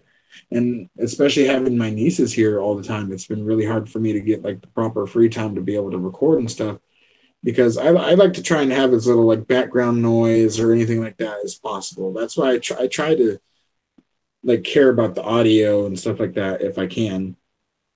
Because audio is important. I've done other channels and stuff like that. I used to run a smoking channel and stuff like that. That's my original channel. I had hundreds of videos on that channel, and it was mainly a smoking community channel. And okay, we'll not really go into like depth about that and whatnot. That's okay. But that channel is what helped me get into like the whole notion of being a little bit more professional in your videos, like whether it be editing or anything like that. And back in the day, I used to have computers. There's still a whole nother side that I still want to get at with you that we've kind of actually glazed over because I haven't really been able to get to you about it. But back in the day, I used to be a game programmer. I used to program online video games. Oh my God. Yeah. I used to be really heavily into coding. I used to do PHP, JavaScript, HTML coding. I used to do C++ coding. I used to do a whole bunch of coding. And I owned 2 games back in my early 20s and late teens. I started off doing stuff for myself really early, and this is just one of the ventures that I went into. Hold on a second. Okay. I'm on something. I'm on a stream. Sorry about that. That was my. Sorry to everybody that was watching. I apologize. But yeah, I was always into computers and stuff like that. And just for some reason, me and my brother just got into us one day that we wanted to try and, program a game, create a game. And we both created our own basically text and Java-based games that are kind of like old school Zelda in a way. Right. Yeah. And they were really, really fun. And we had a fairly decent following that would play our games. At one point, my game was making a fair amount of money because it would get what's called donations coming in. Not like your typical donation as you're just donating to somebody, but basically they would do what's called a donation, and they would receive digital goods, like products from the game or whatever. And my game was the bigger one. I'm not trying to rub it in his face or anything because he's better. What's funny is my brother's better at coding than me, but my game ended up being a little bit more popular just because I made a little bit better friends in those games. And I actually had to hire staff and whatnot to moderate my game because there was thousands of players that would play on a daily basis. And the reason why I gave up coding and just the game owning and development overall is the drama, honestly. At the time, there was just too much drama. People trying to either destroy your game because they were unhappy with how you were running it, or like just arguments in the game, or even with your moderators, you picking the wrong moderators and their argument in between. I had moderators that were literally from around the world. I had a female moderator who was moderating my game for me, and she lived in Ireland. One day her husband called me up, and he threatened, saying that I was trying to have an affair with his wife that lived in Ireland. I'm like, dude, I live in California. How the heck am I having an affair with your wife that is living in Ireland? Right. I'm like, your wife was almost 30 years older than me at the time. I'm like, dude, I don't know why you think that we're trying to have some sort of affair just because I'm communicating with her outside the game when she's my staff member that I have to pay to moderate and be an admin of my game.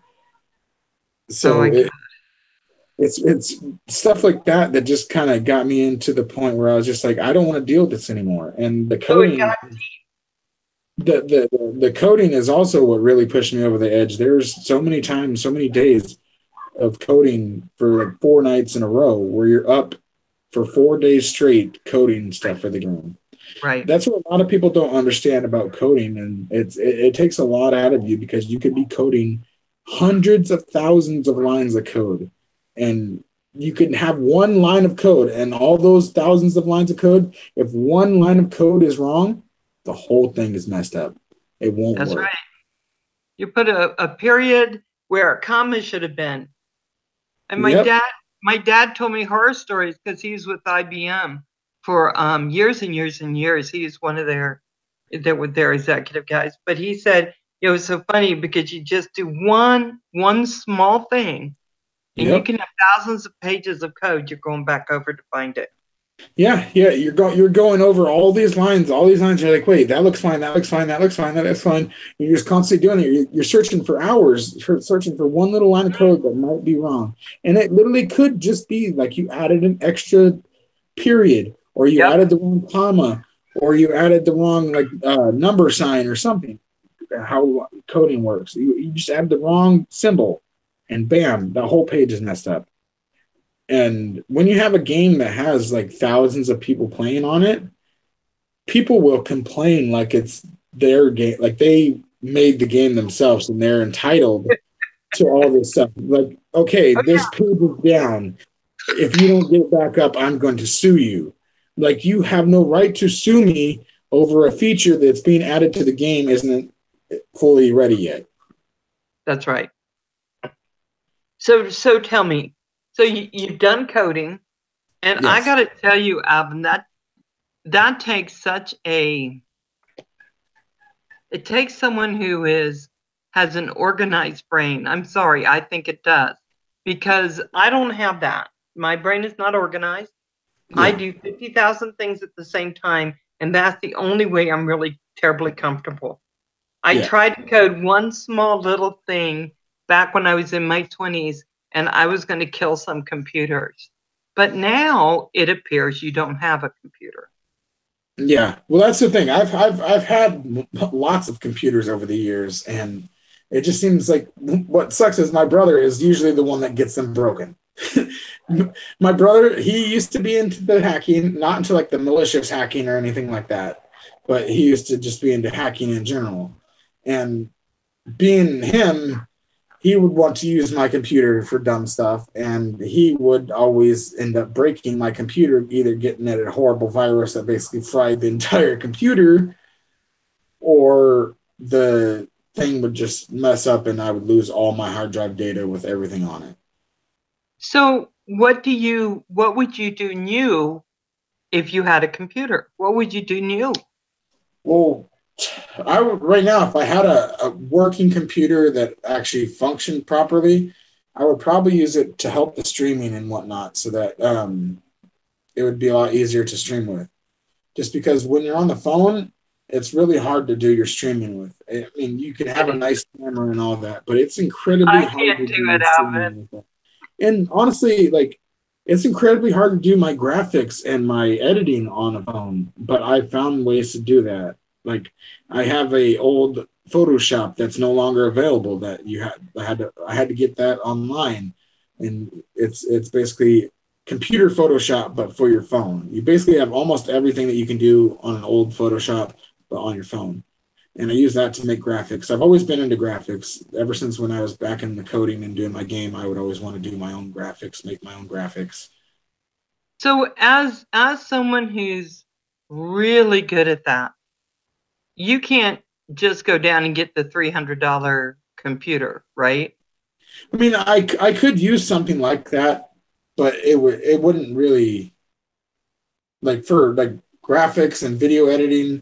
A $300 computer, I mean, you could do stuff like that with it, but it's going to be really hard on that computer to do it. And that's what a lot of computers end Yep. up getting broken these days, is because people will use them for stuff that they're just really not built for. Yeah, I was going to say because one thing I know is that with my computer, I told you I got an Asus. I don't know how you say it. That's a Rogue. Yeah. I got that because I knew I was going to do YouTube, and I'm not fancy and I don't do a lot of fancy stuff. But I Yeah. knew it was going to take more than, the other things that I've had in the past that I was keeping working with string and a whistle, right? At some point things break and it's just got to be it. So what can we do to help you, Alvin, to get where you need to go and to be able to put Well, see, your life out there? I don't really know. That's what a lot of people have asked me, how can we get some sort of help for you, like start up a GoFundMe or something like that. And honestly, I would feel really bad if people had to do that for me because I mean, that would just make it seem like I was even poorer than I am, even though I already am poor. It just would make me seem even more poor, like I was almost begging for money because people are donating money to me or Let whatever. me let me say that Kim and I had this discussion, didn't we, Kim? You're running around in here. I've seen a Oh, lot of name things written. So Kim and I've talked quite a bit about this. Hold on, I need to go see 616. Guys, some of you aren't mods because I haven't seen you in the chat. I mean, I've seen you, but I've been so busy with Alvin that I haven't kept up. But we talked about it, and I think Kim, it's hard on a lot of guys in here to receive things because they they feel bad. They feel like, oh, that makes me a beggar, or that makes me something less.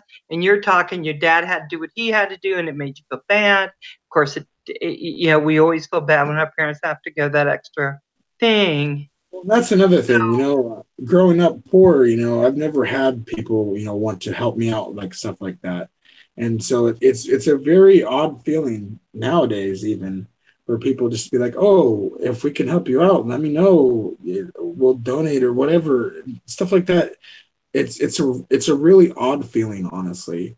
And like, Well, and let me tell you though, let me tell you, I told Kim, I said, a lot of people give me things. I have a hat. Jumpo got me a shirt. I mean, I know it's not like a computer, but they've done these things. And I'm sitting here going, why am I special to receive things? Even I feel like that. But see this little thing, this little Alfie, I can't do a lot, but I'm going to send this to Jim's little girl. Okay, it's a little silly. It's a little silly. It was supposed some to be like great. that though. It kept hitting me in the head. It's just a little pink drone. But now I get to send someone a drone. And I can't tell you how very thrilled I am to be able to do a little something. So we all want to do something. And if someone sends you something, or we start working on things, or you do computer stuff for help us do what we need to do, whatever Well, we figure out, your turn will come to have to, and you have done things for people, give. We're just family. We're just taking care of our family. that's what I've been trying to do. Like, is when I met this family early on, I've been trying to give back by doing some like graphics. I know my graphics aren't like the best in the world or anything like that, but I've been trying to make people logos here and there as a way of just saying thank you for being whoever you are. Even if you don't have to send me anything, but if you do, I try to repay you with whatever I can. So what And do you send them? I usually make like people a logo or something. Like I'll make some sort of graphic for their channel, as a way to repay them. Can you But do that without a computer?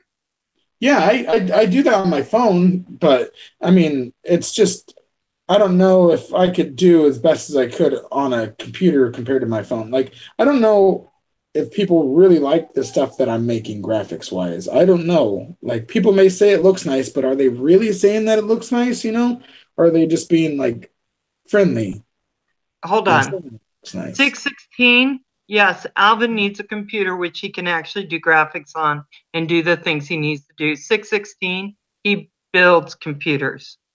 Oh, that's cool. I've had a custom computer once in my life, and it was an awesome computer. And I still hate for my brother breaking it. He basically destroyed that computer, and that was the best computer I ever had in my life, honestly. Hey, nameless. Yeah, a lot of us are like that. We can't donate, but we can help in other ways. And I think that's the thing. Finally was able to scrape up money to send. Oh, yes, FMF quad Saturday last week, but found out he passed away. I remember you telling me that, Birdman. You know, most of our little things that we've done on here, I always send $10 because I know I can always do something to get $10. This is what I'm saying. I'm not saying let's all get together and I'm just going to send you my computer. I'm not saying that often. But I No, do know, no. like your father knows, where there's a will, there's a way. And even on our family channel, where there's a will to do something and to help get a step up, there's a way to do it if there's enough will to do it. And Yeah. that's the one thing I really like. I know that we all can come up with $5 or a dollar or something, or 616 Bill's computers, and maybe what we need to do is start talking to him. Well, that's kind of why I made my merchandise store. I know my channel's not really that big to warrant a merchandise store, but I created my Teespring store just like how Cap and them have for the Drone Network. I have my store to sell like T-shirts and stuff like that, and I'll get a little bit of uh, money from each sale. So far, I've had one sale, and that was Wayne Kibler, which is an awesome dude. He was actually, I love Wayne. Wayne and Honey Lulu are two of the most awesome people out there. Wayne was my very first subscriber on my RC channel, and he actually was the very first person to buy anything from my merch store. He bought a mug, which I get like $5 for the mug, which is, I mean, doesn't seem like much, but anything helps, honestly. Like a dollar or anything helps. That's why I thought about making what did they call it, a Patreon account, but a friend of mine kind of got me down in the dumps when I said something about that, and he basically was saying it as there's all these other people doing it to beg for money, and that was the last thing that I wanted to do. I wanted to do a Patreon how you're supposed to do a Patreon, give back to the people that give to you. Say, like I wanted to order stickers or something, so if I had people that were on a Patreon, I could give them stickers, or I could do like special Patreon only streams or something like that. Rubber Ducky just said you have a shirt for sale too. Yeah, I have on my Teespring shop. I have multiple shirts and a hoodie and stuff for sale that you could buy. Um, I get usually a little less than half of what they charge. So if the shirt costs like $20 or $22, I get like $10. So here's what I'm thinking. 616 told me he has an HP desktop or something. And I'm thinking that at some point, 616, you're coming on next Sunday. Is that correct? Because I have Ed on Tuesday. I think that some of us need to get together in a Google Hangout and really flesh this out. Because Alvin, I got to tell you, had I known you as a little boy, I would have tried to bring you home. You know what I'm Thank saying? you. I Thank I, you. I just think that I hate suffering. I hate suffering. I hate when I know that children are having a hard time. And it's Well, been really hard for me to know that you were out there. And I certainly didn't know you to help you, but I wish I had. well, Um, that's you've why done I really wonderful. loved my uncle. That's because like without him, I don't honestly think that we could have made it out there without his help, honestly. And that's He's the an angel. thing. I love him so much for that. And what's crazy is like it's still kind of hard for me still, and that's why when I bring up him, it's really hard for me to talk about because his bedroom is 10 feet away. His bedroom is still right there. I lived right next to him, and He our had a closets bedroom next to in each the other. whorehouse. Yeah, exactly. Yeah, he had the front bedroom of the whorehouse, and I had the second one. So our bedrooms kind of interconnected, and He kind of got the nice first room for the really important girls. Yeah, yeah, exactly. You get the high class girls up front, and then you get the middle class girls right in my room. Whereas, but my old room used to be on like on the other side of this wall because I originally had this room on the other side, and I guess that was for the back whores. I guess Right, right. That's for that, the downstairs horse. But that was for the lower class. I don't know. I gotta ask someone. Should we see? Because I do think it's important for men especially, and I think for us women too, that when we get something, we are able to give something. And I think it's important because I think men can be very stubborn and think they are being beggars in some way, or they are doing something in some way. And certainly if you have cups on sale, but I would certainly like to buy a logo, and I'm more than happy to pay whatever you need for it. Well, But see, I that's do need the thing. the I've logo. always felt bad about trying to offer any sort of like money for my graphics. You know, whenever like my logos or anything come up, I always try to give those out for free because I don't know how much to charge for that because I don't really know how much what I've done is worth to that person or whatever. Because to me, I And don't see I'm it as not. worth much of I have anything. Alvin. I have no idea either. But I'd give you $20, and that's probably not worth it for you to do it. But I would No, give you that's something. beyond worth it if I were to do a graphic. Like, Yeah, I mean, other because people that are real professionals, don't get me wrong, they'll charge you stuff like that. But I don't oh, see myself as like a full-on professional graphic artist. so what I'm going to say to you, Alvin, is you can give me a million and one excuses, but one thing I have to tell you that all my children have learned: I'm going to do what I'm going to do, and it's just what I'm going to do Yeah, because I can't tell you. I have wanted a logo, so when you mentioned that, my eyes popped open. I need a logo for my channel because it's someday I'd like to have merchandise, but I can't because I don't have any logo.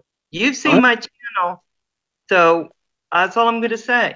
I'm always open to make anybody a logo. Like for every one of you that are out there watching, if you ever want some sort of logo for your channel, I'll make it. You just have to tell me what colors you want and like if there's any sort of photos or images that you want in it, just let me know and I'll do whatever I I can want to make pink. it for you. I Pink? want pink. So What it's kind going of pink to though? stretch. And you can put other colors with it, but I like pink, I like red, I like vibrant, I like beautiful, and I need something that even a guy wouldn't mind having.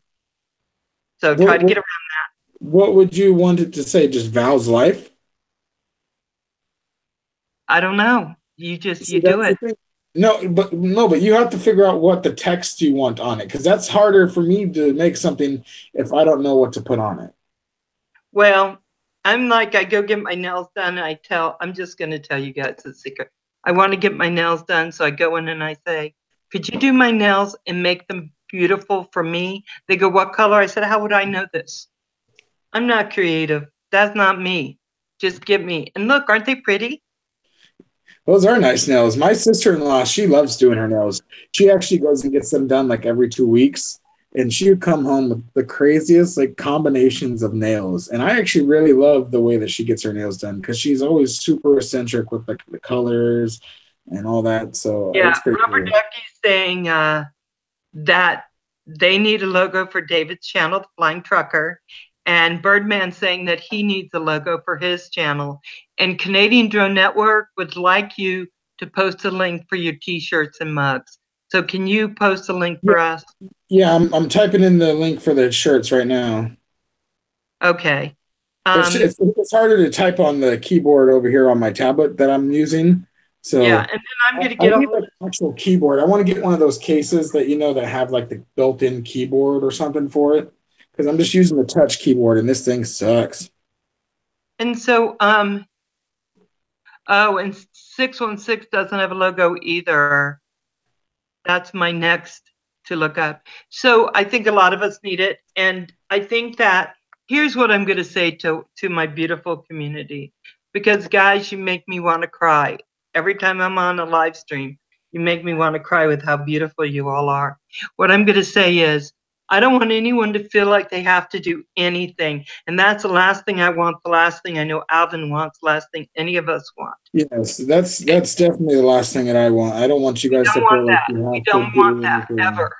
Because all of us are in the position a lot of times. Why am I ignoring Momo? I never ignore, I'm sorry, I never ignore my Momo. Momo, say it again for me, because I am not going to ignore you. I love you. Momo is just one of my very best of friends. At least I one of the friends ends up I with the apologize to everyone in chat. I'm not trying to ignore anybody either. I've seen a lot of what you guys are saying, and I definitely do want to get to everybody's comments. I appreciate everyone's comments so far. Like, you guys are all awesome. I've been watching what you guys have been saying, You know, and we've been, so Alvin, we've much. been blessed. We've been blessed. You know, you and I have a little more in common than you know, but I will tell you, we've been blessed with this family. I can't help it. I can't help it, Ed. Sometimes it's just me, you know. And you know, I'm never happy because I'm always under here. I've told you I have dysthymia, but when I'm happy and I cry because I'm so happy, it's a rare thing for me. But you guys make me go there a lot more than I go there with. So here's the deal: if you guys can get a shirt, please contact Alvin. Please go get a shirt or a mug. Alvin, I want you to save up that money for that computer. I'm going to talk to 616 and see what he's saying, and then I'm going to buy a logo from you. I'll come up with something to send you, so you have an idea. Well, You send me I don't something want I to can charge fill you for out a and get. logo, Val. I really don't want to charge you for a logo. I could just do it for free. You don't really have to pay me anything. Okay, so here's what I'm going to say. I love you, Alvin, but I won't take it if you won't let me pay for it. And I am a very stubborn woman. See, that's what's so hard is I'm stubborn too, and I'm like, I don't want to charge you for it. You're going to get it anyway, so don't worry about it. What all you have to say is thank you, and you'd be done with it because you're giving me something I need. And I'm going to tell you, I've looked. They're $50, $100. Logos are expensive. I'm getting off good. I'm actually cheating you. Believe me. Believe me, I'm cheating you. So Well, I forget don't know about if it works that great, but yeah, I it. I So try to do what I can. Ed, love my drones. I absolutely adore you. And your stream was very fun last night, Eddie. I just love you. That stream was great. Ed always does his streams when I'm not on, and I never get to catch any of his streams. I'm so mad because every time I see that he's already streamed and then I miss it, I'm like, oh my gosh. Had Him and Oliver. I always miss him and Oliver's streams. I caught Oliver's last like stream or two, I think. But I keep missing Ed's. I seen the Ed's posting because I Nameless Donor said he'll accept a free logo on my behalf. He's such a little butt. Nameless Donor, you're a little butt, but I love you too. So, honestly, Kat, whoever wants a logo, just feel free to either hit me up on my Facebook. If you have me on my Facebook, just search up ERRL on Facebook. You can add me on there. Or you could just hit me up on my email, which is earlrc710 at hey, gmail.com.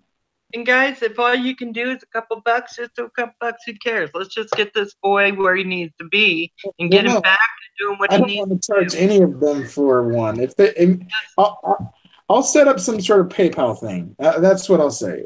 I'll set up a PayPal thing. If you guys want to, if you guys feel like you can and you want to donate to whatever, then Hey, you're more than welcome to. But I don't want you Alvin, guys to just feel like you have PayPal. to donate to me. So what I'm just going to do is I'm just going to go to Facebook and send you 20 on Facebook.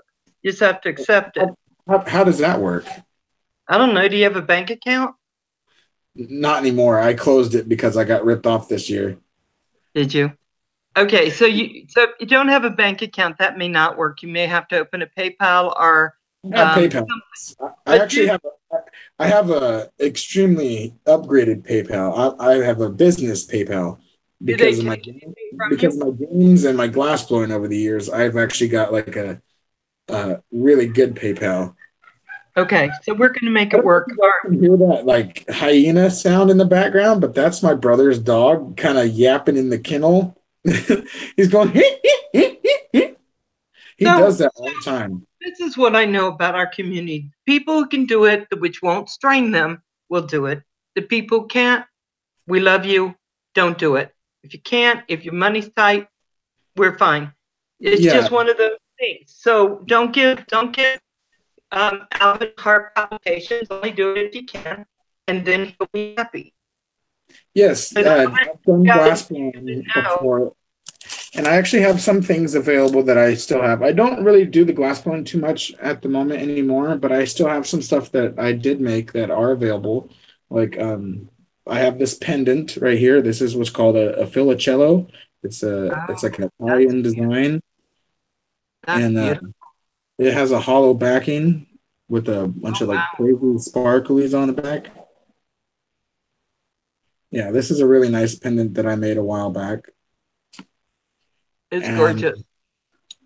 I have another pendant here that it's kind of hard to see because the back is clear. I didn't add like a color background, but this is what's called a wigwag. It's like a bunch of jagged back and forth like angles and whatnot with a spiral on each side. It's all clear with a red color in it. On the back, you can kind of see it maybe a little bit better. I don't know if that's even the focus at all. That's beautiful. How much are you selling those for? Um, this one I was thinking about selling for like 10 to 15 bucks, maybe 15 to 20. Mm-hmm. If you want to include shipping, it'd be like 15 to 20. This one 25 to 30 if you want to include shipping. And then I have other stuff. I have as where people like to say, I have smoking objects as well. Oh God. Oh God. We're not even going there. Just going right No, past no, that. we're not going there at all. Actually, to show you guys something, how much I'm not gonna show that stuff on my channel. I have Now, let's completely just covered say, up my my cabinet, so you guys cannot see my cabinet anymore. So there'll yes, be no yes, more we're not going to mishaps, so talk. you guys Yeah, can see. moving along. So what I'm going to say is you need to make sure that on your channel somewhere that you make sure we all have all the information we need to be have some of this accessible to us. And I do want the logo. So Everything in Phil, my videos, for the most part, except for the streams, because it's hard to like put that information on the streams because by the time it's already done, I forget to do do it on that. your Facebook so I can get But it and I'll see what I can do. on most of my regular videos, I include my email in every single video, so you guys can always get a hold of me like that. Um, Honey Lulu behind the curtains and make yes, a nice three behind the curtain, chamber. there's a treasure I may trove of consider crazy on glass. donating. He wants a 3-chamber something. I don't know what that means, and I'm never This necessarily isn't a smoking device, but I mean, you can use it for smoking related stuff. This is just a little dish that I made. It's red and black. It's hard to see with this lighting. It's like, Oh, I see it. Beautiful. So what I could say is, Alvin, those necklace things you were showing, they're not drug related, right? no, these are just pendants. These are just what's Okay. called pendants, Just making necklaces. sure. I don't want to be going wearing it down where my kids are in the Breaking Chains Academy and have them go, Valerie, do you know what you're wearing? No, I do not. Yeah, I try not to post that sort of stuff on here. Like, I know there's like a lot of followers out there that are, friendly with that sort of stuff. Yeah, I try, Ryan is sitting here and he goes, you know what smokers are all ears. oh yeah, I definitely like that. Yeah. Smoker urchin. Nameless, you're bad to the bone.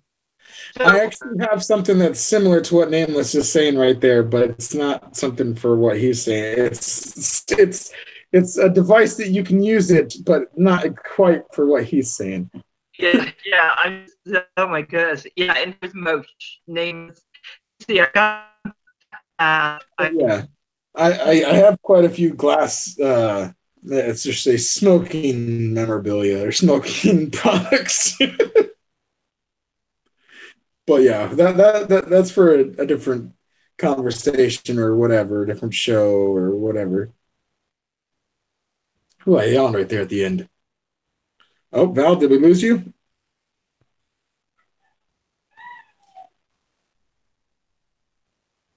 All I can see is Val's picture. I don't know if you guys can see her or hear. I can't.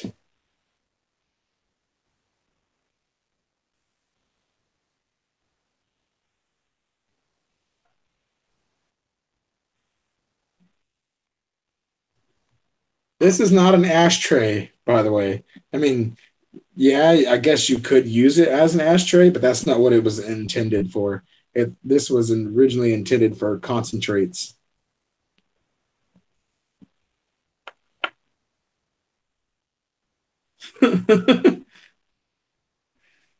Yeah, I think we might have lost her or something. She's had connection issues in the past.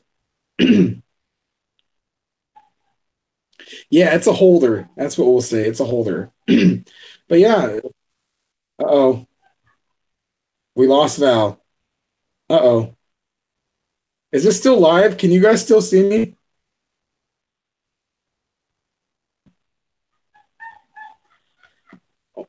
Got my brother's dog in there yapping like a hyena.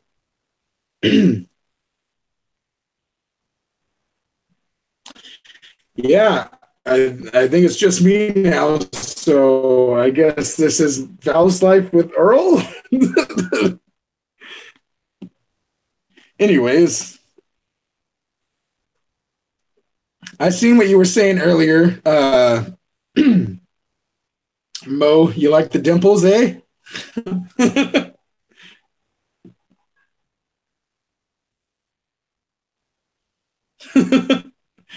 All right, that's good to know. I'm still live.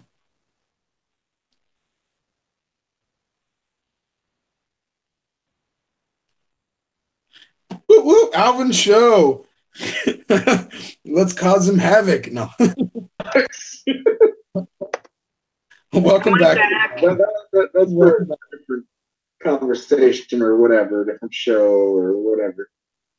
Oh, yep. Anyway, on right there at the end. The other part. Val, did we lose you? Hold on. You're good. Just pause it. Okay, hold on. I think.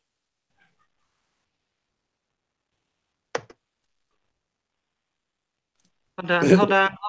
I'm getting it. Okay, so I'm going to go over here. Pop chat back out. Lulu, I wore this overshirt just for the show.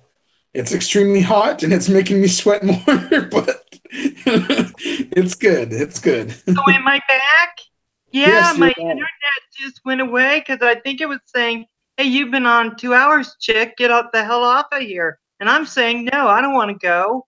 Do I I have to didn't go? know that you could leave the live stream and have me still live on there. I had no idea that could actually happen like that. That's cool. I'm so happy it did because I was like, oh my gosh, hi everyone, I'm back. Is that good or no? I'm not trying to go for that, Tiny Lulu. Don't try to look like a cowboy. I'm just trying to look like a proper dude with a nice overshirt on. You look great, Alvin. You look great. Hey guys. Mo was asking about Gizmo. Let me get him out in just a second. Gizmo, come here, honey. Come here, honey. My little buddy. Good girl, are you leaving? Come Hey, here, Sly Gizmo. Dad. Come here, honey. How you doing, darling? Hey, RC dude. 2 a.m. in UK. Oh my gosh. Oh my gosh, RC dude. That's so late. That's so late. But I thank you for being here. Gizmo. He's Yes, cute. Gizzy. He's always wanting to give me kisses. Yes, you are. Yes, this is Gizmo. This is my best buddy. This is my homie. That is a cute baby girl. That's a girl, yeah? No, this is a guy. Oh, well. I don't know then, Gizmo. I just don't know. You're so beautiful. Gizmo's like looking kind of off to the side. He's like, did she just call me a chick? I know. Now I'm in trouble. Now if I see him, he's going to bite me. Now he's embarrassed. He doesn't want to look at the screen. He's embarrassed. I know, right? It's okay, Gizmo. She wasn't calling you a girl. Sorry, Gizmo. So now we're just basically, guys, you know this by now. We're just sitting here talking with the stream. distinguished Yeah. feminine He eyes. has one crazy underbite, so that's why he has that crazy little grill where his bottom teeth pop out, and he's like, "Mm." Yeah, he has that underbite. That was wild. Yeah, I love him, but like he used to have like a full set of bottom teeth, and it used to look really nice when he had his underbite. But now that he lost like the three middle teeth on the bottom, he has like a real like hillbilly-ish like underbite that pops out, and it makes him look like a red. Like I don't when I say redneck or hillbilly, I'm not saying this is a bad word, but it's just the word that I'm using for it. He has like a hillbilly redneck type underbite where he's just like, "Brr." Yeah, people can't see what I'm doing, but you can see. It's all right though. Gizmo's still cute. Yes, Gizmo's very Oh cute. my god. He's a little too rambunctious at times, but he is a very cute dog. I love that dog so much. Oh my god. Nameless. What am I gonna do with you? You're so bad. Love my drones. I've seen worse. Oh, I've seen plenty of uglier dogs than Gizmo. Don't get me wrong, Gizmo's not a handsome man. Neither am I I, but it's good. cutie. Yes, you are. You are, Evan. And Gizmo is very sweet. Yeah, see, Red Nestor says he's just redneck Gizmo. LOL. That's Mars. Yeah, But of redneck course, Gizmo, Mars is exactly. I Exactly. don't Redneck Gizmo. know. Mars twerks, so I'm not sure how serious we can take everything he's saying. I'm just saying. I Yeah. don't know. I don't know, Mars. Yeah, oh my god. I am no longer looking at that on my screen. Okay, here we go. Not What were true, you Alvin. looking You're a good looking guy. at? Ah, ah, adorable. Yeah, guys, we're I'm glad some people think I'm good looking. I don't really consider myself a like incredibly good looking dude, but then again, I'm still overweight, so I guess when I lose weight, we'll find that out. well, you know what? I think that at some point, right? I think that you just have to realize that where you're at is where you're at. And Yeah. if people can't see your beauty, something's wrong with them. That's all Well, I the can way I see it is beauty's on the inside and it's not on the outside. it can be. That's just a shell. Your You shell have is on the inside. Evan, don't you fuss with me because I will tell you. I'll have to put it down and tell you.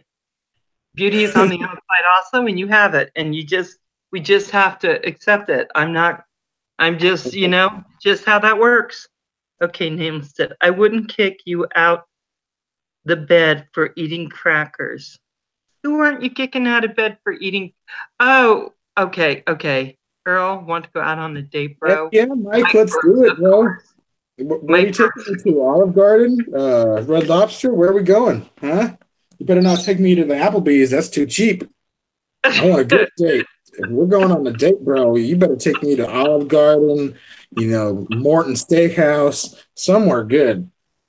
I ain't no cheap date, bro. Yeah, crumbs. I don't know about you. Yeah, I was Oh, getting sexy as DNA thing. I don't. yeah, Ed, I definitely do need to shave really bad. I noticed that before I actually got on the stream, and I was like, crap, there's so much freaking peach fuzz and patch fur, or whatever you want to call it. I call it patch fur, and Crystal loved that. I meant to say peach fuzz one day, and I accidentally called it patch fur or patch fuzz, and she just loved that. Oh man. Kim, Kim says he's buying McDonald's. Hey, Kim, I'm going to supersize your fries when we go. Let's see. Birthday, LOL. What happened? Ed, just because you go to some place like that doesn't mean I'm not losing weight. I can eat something healthy at those places. That's Everybody, right. everywhere has healthy options, brother. Hey, so tell me this, and then we'll probably have to go because I have to head over. I'm watching Jack and McCrackers, the kitty cat again. So tell Jack me, in the Crackers. that's what well, I gave him the last name McCrackers, but it's Jack. But That's yeah. awesome. Hey, Wakey. Bye. Thank you for coming Thank you in. so much, Wakey. I appreciate you coming in, brother. What do you eat? What are your healthy options for you? Well, lately I've been eating a lot and a lot salads. That's basically mainly what I've been eating. I've been eating a lot of greens, and I've been eating. I eat meat, but I only eat so much meat, and then I cut out breads and I cut out all sugars and sugar drinks and anything like that. Basically, all I drink is stuff like water, like ice water, and I'll drink sometimes these little drink flavoring mixes that I'll sometimes drink. And Actually, every so often, I'll drink a diet soda. Every so often. you know Hold on. what? I will be right back. I'm sorry to cut you off. I gotta go get my brother's dog in line real quick. I'll be right back. Yeah, you go for it. You go for it. I don't know how to help you with doing your thing offline. But now we got me. So there you go, guys. So, yeah, I think that's a good diet, right? I think that's what I tried to do, but haven't been as successful at it lately. Pizza still calls my name. Jackson doesn't have Mars, are you still twerking over there? Oh my God. When the next thing I see of you, when you're sitting there telling me somehow you put your back out, I'm just going to laugh at you, brother. I'm not going to feel bad. I'm just going to laugh. Hey, Kim, how you doing, darling? Oh, here we go. Yep, there we go. I'm back. Sorry about that. Yeah. Fine. Thank you, Birdman. The dogs are being a pain in the butt. Yeah. Someone say pizza. Oh my God, we're gonna start food, aren't we? Beyond Trees, how are you? I didn't see you in here. I'm so sorry. Actually, now that Beyond Trees has says that, pizza is like my favorite food. And no matter what I go through in my health loss journey, I am not giving up pepperoni pizza. I don't eat it a lot, but I am not giving up pepperoni pizza. That's the one thing Do I you will eat die cheese? eating pepperoni pizza. Hey, do you eat cheese? Yeah, cheese. Like I love cheese. Like certain cheeses is really good. I try not to eat too much cheese because I used to eat way too much cheese, but I do like cheese a lot still. Okay, so I'm gonna do a pizza for you on my channel, and it's without any breads or any grains, and it's with cheese and with other stuff. I think you'll like it, and it will help you in a pinch. When you just have to have it, but you don't want to, I'll do it for you. Why would we time you out? Like, I'm confused, brother. I'm not in the Smurf Club. Oh, Oh, Mike, because you are bad. I mean, you're really bad. If I oh, put you RC in the dude. Smurf Why Club, did you do that? deleted by ours. Okay. I'm making you one, but you know what? You can ask anybody. I can take it back really quick, and I will if you're bad, because my grandson watches this. So be good. And I just made you a Smurf, Mike. Oof. Oh my God. Oh my God. RC dude. You were timed out. Oh gosh.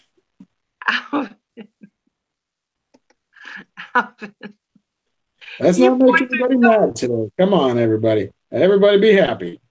Yeah, and be happy, Mike, because I'll get you back in here. I don't know if you said something earlier that tweaked someone, not twerked. That's Mars's deal. The twerk is Mars's. Nobody has nothing on Mars. Mars is King Twerker. Yeah, probably a mistake. Yeah, RC dude. Look at him laughing. Oh my God. Oh my God.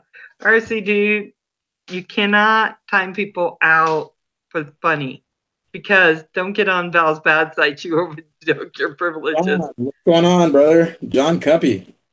Hey, John. I'm going to say Koopy because I thought that's what we were supposed to say. You can honestly tell me if I'm wrong. And Mike, please hang in there. You will be back. I wasn't sure how to pronounce it either, but I always thought it was Cuppy, but it might be what you said. Koopy. Yeah, I don't. nice work. You know what? He told us the right way to say it on one stream, and I forgot. Yeah, Koopy is 100% right. So it's Koopy. Okay. Yeah, is Mike Brooks still here? Oh my God, RC dude, I will revoke your privilege. There's no privileges that really come with it, but I can't not make him a mod because RC dude's going to kick him out, right? I'm learning my lessons here. Yeah. Learning my lessons here. Yeah, because I think keto is basically what you're talking about. Can you eat fats or do you not eat any fats? I try to stick like away from most fats for the most part, but I do eat some fatty things here and there, but not really very much at all.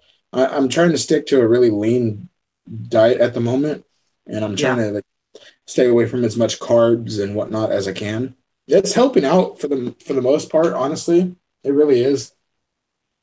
Like before this month where I said I gained 5 pounds out of nowhere, I had lost like 23 pounds. So I mean Yeah. it's going and it's like it's weird. Yeah, because I was doing keto and I kind of flipped off a little bit for a little bit. The closer I got to mom's date of her death, then I just kind of got off. So I need to get back. So Okay. keto, yeah, nameless keto is where I'm going. Ed Ed has a good question as well, where a lot of people have asked me this. How do you get Earl RC out of Alvin? Yes. Okay. I've explained this before a couple times, I think, but I'll explain it again. Earl, the name Earl, it's a name used in the smoking community for certain things, and a lot of people started using it as my nickname after a while. I'm just giving you guys that as an honest answer. People were calling me Earl because I was doing what's called concentrates. I'm just gonna that's all the words that you're getting out of me is concentrates. I'm not gonna say anything else. But so they called me Earl, and then so I went with the name Earl. So uh since I was going to be creating an RC channel, I went with Earl RC because I've already had other channels that were Earl plus whatever. Like I have a game. A lot of people don't understand this. I have a gaming channel that I haven't uploaded to in like a year or two, and it's called Earl Gaming. So this isn't my only channel that I have where it's called Earl. So, but I I wanted to keep the Earl name, the moniker going when I created this channel. So I want to just call it Earl RC because so QP many is people. telling me all about it. What the slang term is for? Oh, yeah. That's slang, but I'm just going to look at it as that is his nickname. John is correct. He is correct. Oh my John God. John is definitely correct. Oh my God. Earl, come back now. You hear?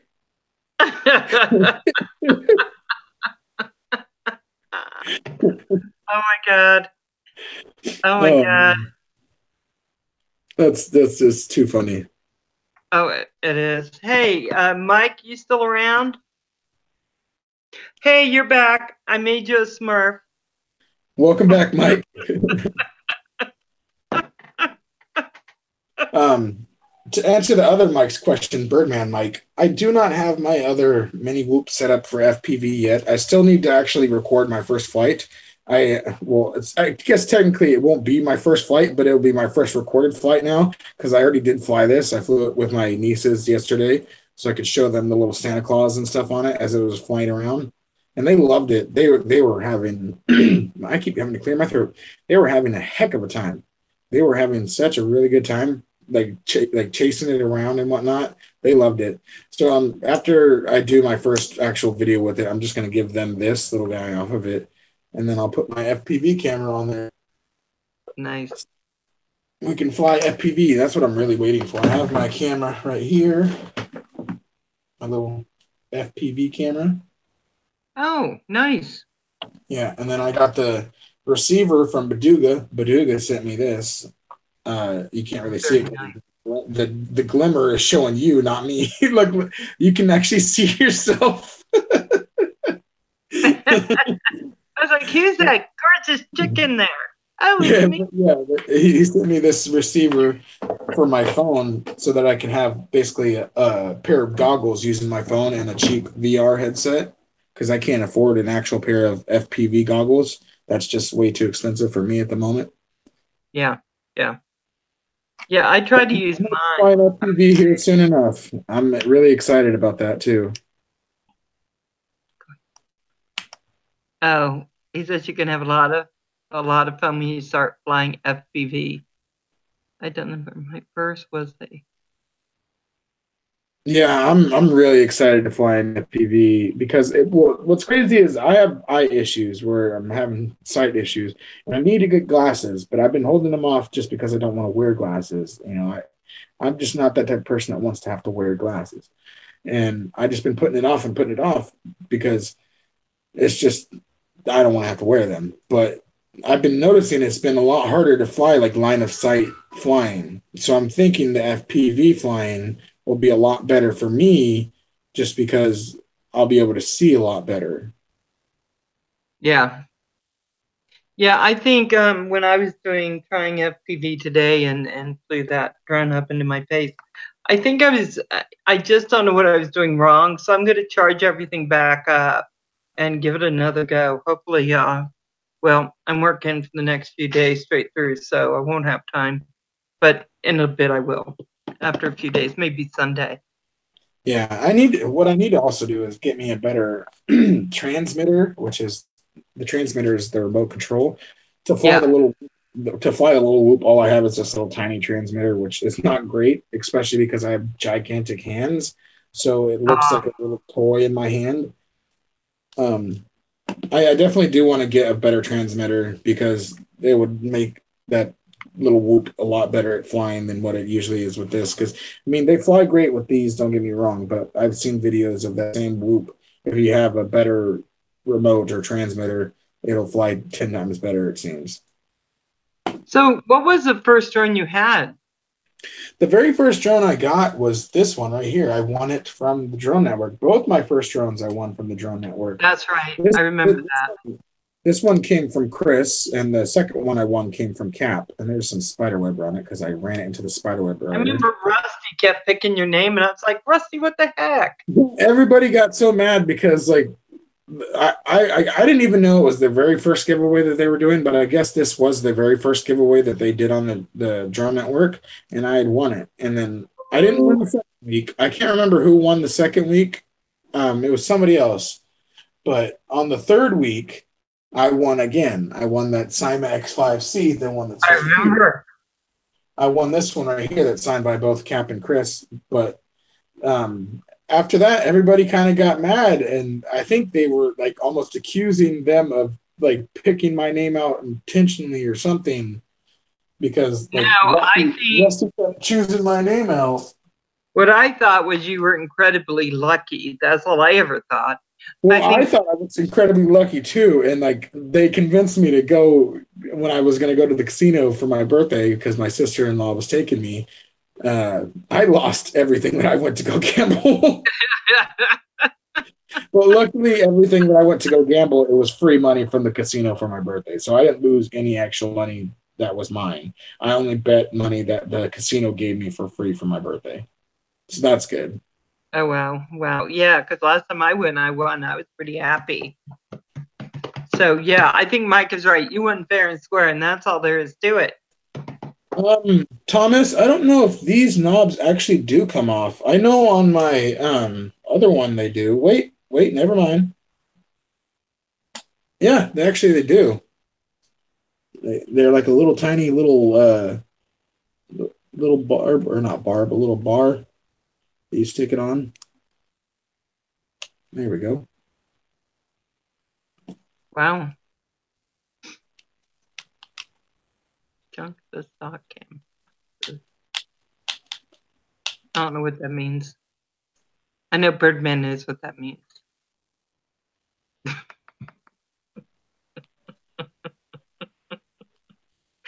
We're all stopped. We're just staring. Well, I'm just trying to read the chat, and like I said, I'm partially blind, so I'm sitting here kind of squinting while trying to read the chat. So I'm like, eh. Alvin, I will track down the file and print you off a set of extensions. Well, that would be awesome. I have extensions on this other one. Well, they're kind of extensions. They came with the AirHogs remote, which is basically almost the same remote. It's just slightly different, and they come off different though. They don't plug in the same way. This actually plugs into it instead of the other one. The other one actually plugs onto it. This one plugs into it. If I can even get that in there. Yeah, see that little extension, because it has it had the same little weird little game knob, thumb, whatever you want to call those. But yeah, extensions would definitely help out for sure.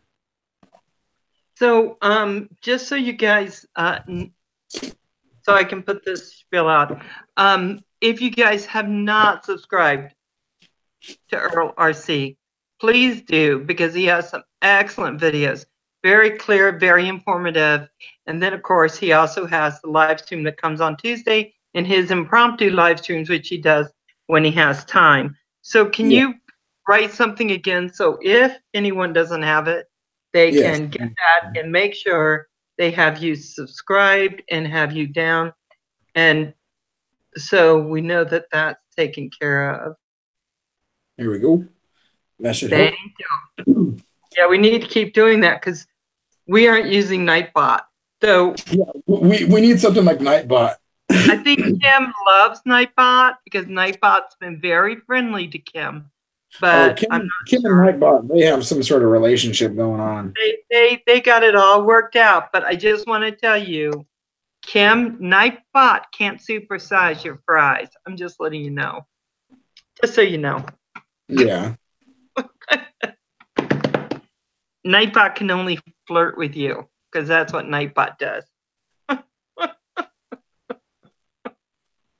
Ed, who are you talking to, Ed? Oh, never mind. He's talking to Beyond Trees. Okay, never mind.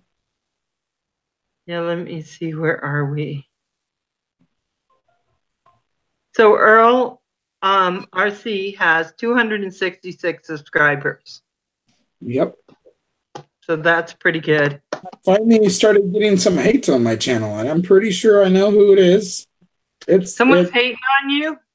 Well, not like verbally, but they've been pressing the thumbs down, you know. Finally, like for the longest time, I didn't get not one thumbs down, and then I finally started getting some thumbs down.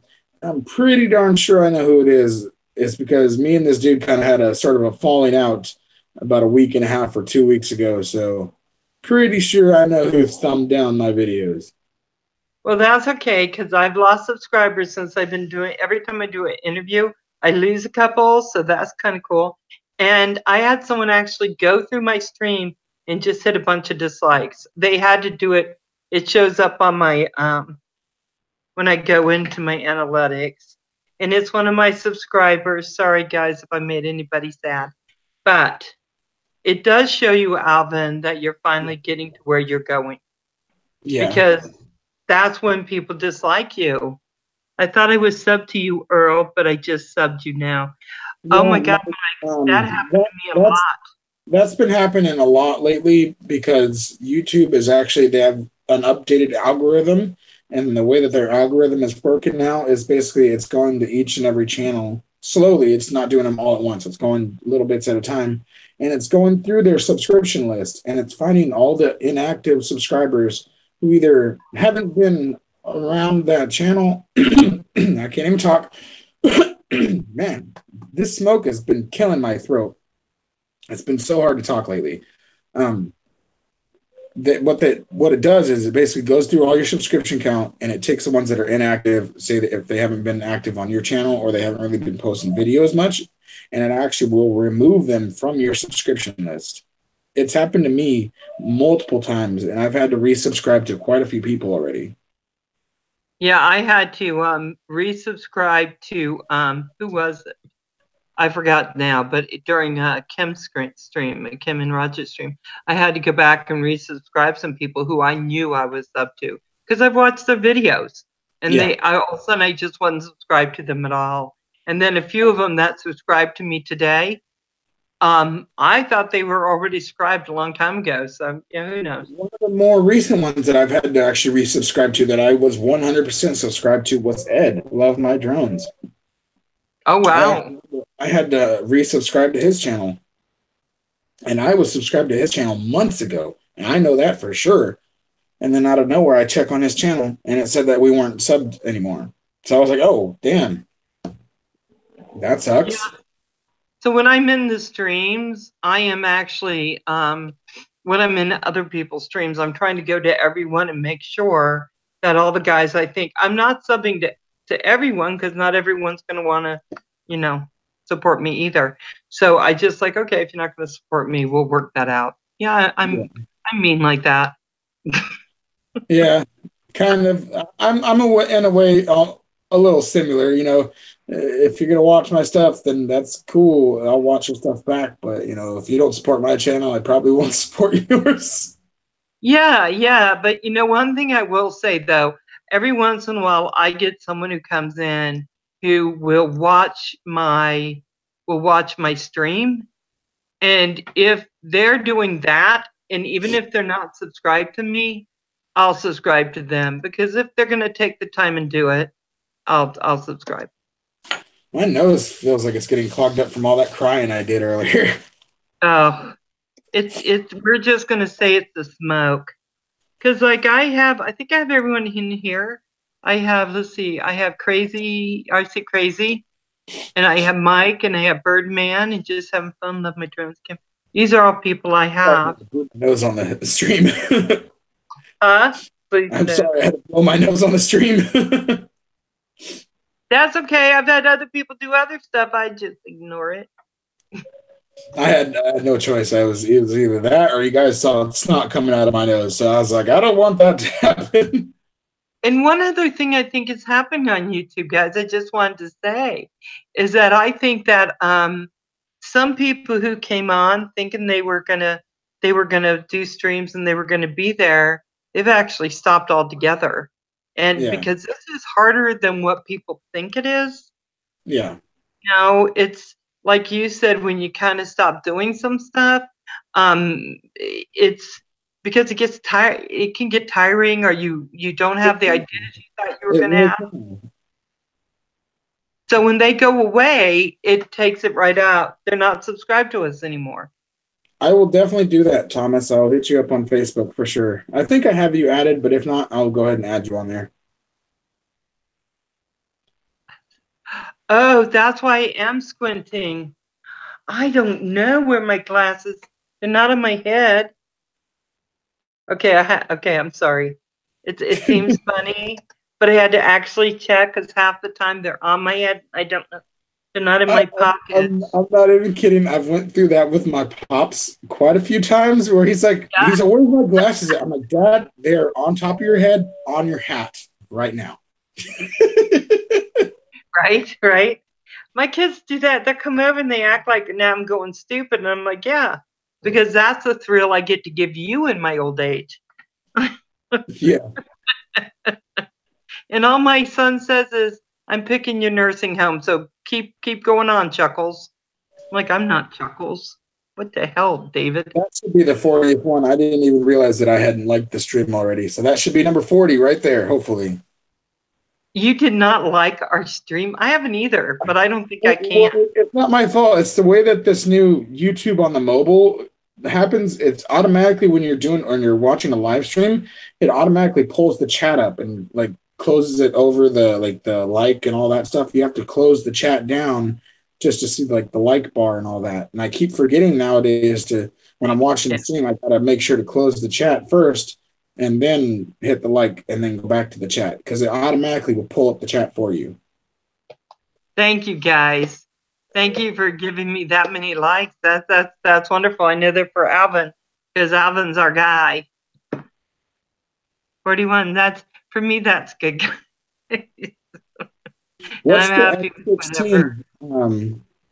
Birdman, is that the Cyma X16? Is that what you're talking about? That's awesome. You got to link up to Santa Quad? Alvin, there was something else I wanted to kind of talk about before I go, and I'll give you to comment on it. But I think that some of us, and I'm gonna just throw myself in there, they would get a little wrapped up in the numbers to the point that because of my I said I have dysthymia. I'm not joking. It's if I look at things and they're going up and down, it can be really hard Yeah. sometimes to bring that into perspective. And every time I do a live stream like on Sunday, I feel so much better. I'm like, who cares how many subscribers I have? I have the best people in this family surrounding me. And some of you are bad, but I still love you. And or you have closets with all kinds of crazy stuff, still love you. But I have to step away from that. And I really have to just start doing only the things I love doing on here and just being happy with where I'm at. And I'm going to start doing that. So that I love doing these interviews. I love getting to know you on such a deeper level, Alvin.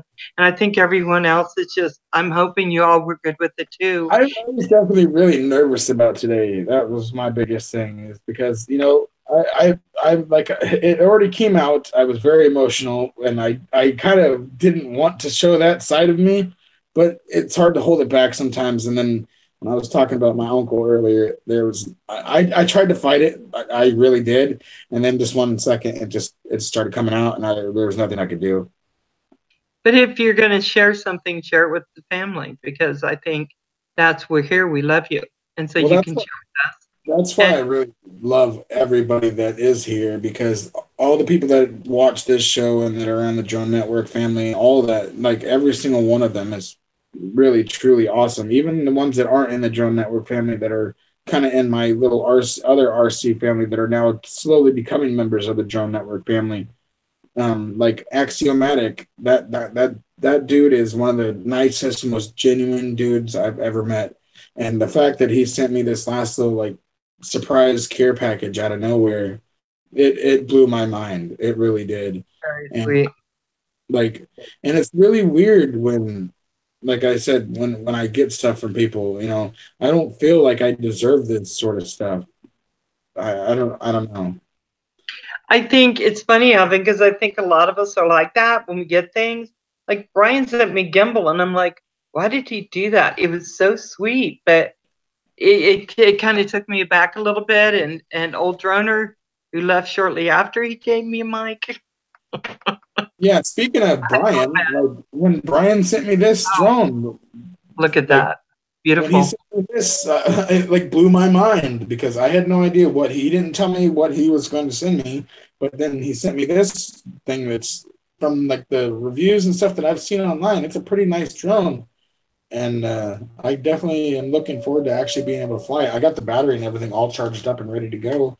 I just haven't actually been able to take it outside and fly it yet. Very nice. I apologize if you guys hear my brother's dog making this weird little howling Oh, is noise. that what that is? I was like, what is that? Yeah, you Oh, guys probably hear a little. so guys, I'm going to tell you, I'm just getting over the numbers because I have to. It's better for me not to think about them. Even have to put tape over how many numbers I have, because even if I get 1,000 subscribers, guys, my watch time is not where it has to be for it to make a difference.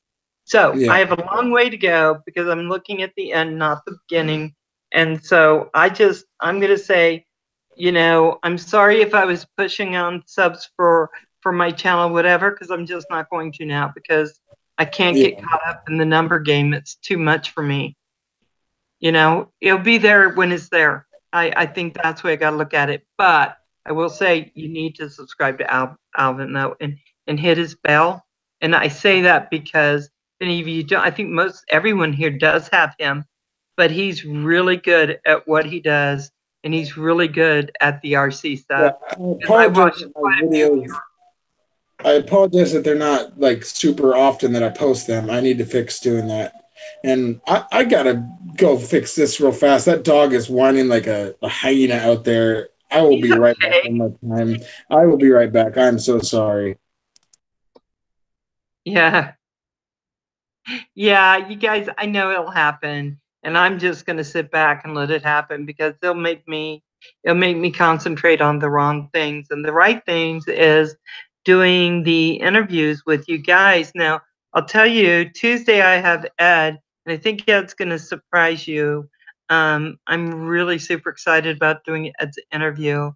And then on Sunday, I'm doing 616 drones, and that one should be pretty exciting. I think he's relatively new to my community, but maybe he's not new to everyone's community. And then the next Tuesday, I'm going to do Doug Paulson. He agreed to come on, and I have a lot of questions for him. So anyway, a couple I want you to know that I'm trying to get with is I need to get a hold of Stone Wolf and Helicopter. I want them both on. And so Helicopter definitely wants to come on. You said it multiple times. I want him. I want him on so bad, and Stone Wolf too. And guys, if any of you, want to come on, just let me know. If you just want to go on and talk, we can do that. Just kind of leave it loose if you want to too, because I mean, look how much we've gotten to know about Alvin and Merch and Kim and all the guys. You're fairly new, and 616, I can't wait to get you on the channel. So I just wanted to say, guys, I'm sorry if I've seemed to be too much about subs over the past couple weeks. I don't know what the hell happened in my head, but I'm not going to do it anymore. And if I made anyone uncomfortable, sorry, I'll apologize. There you go. To Merch and everybody that's talking about the battery, yeah, I'm definitely not going to leave it charged up for very long. I've only had it charged for about 24 to 48 hours so far, a little over a day. And I'm definitely going to either fly it tonight or tomorrow, and definitely not let it go past that. I know not to let them stay charged for more than a couple days. So I got you on that. And yeah, what else was I going to say? I totally forgot now.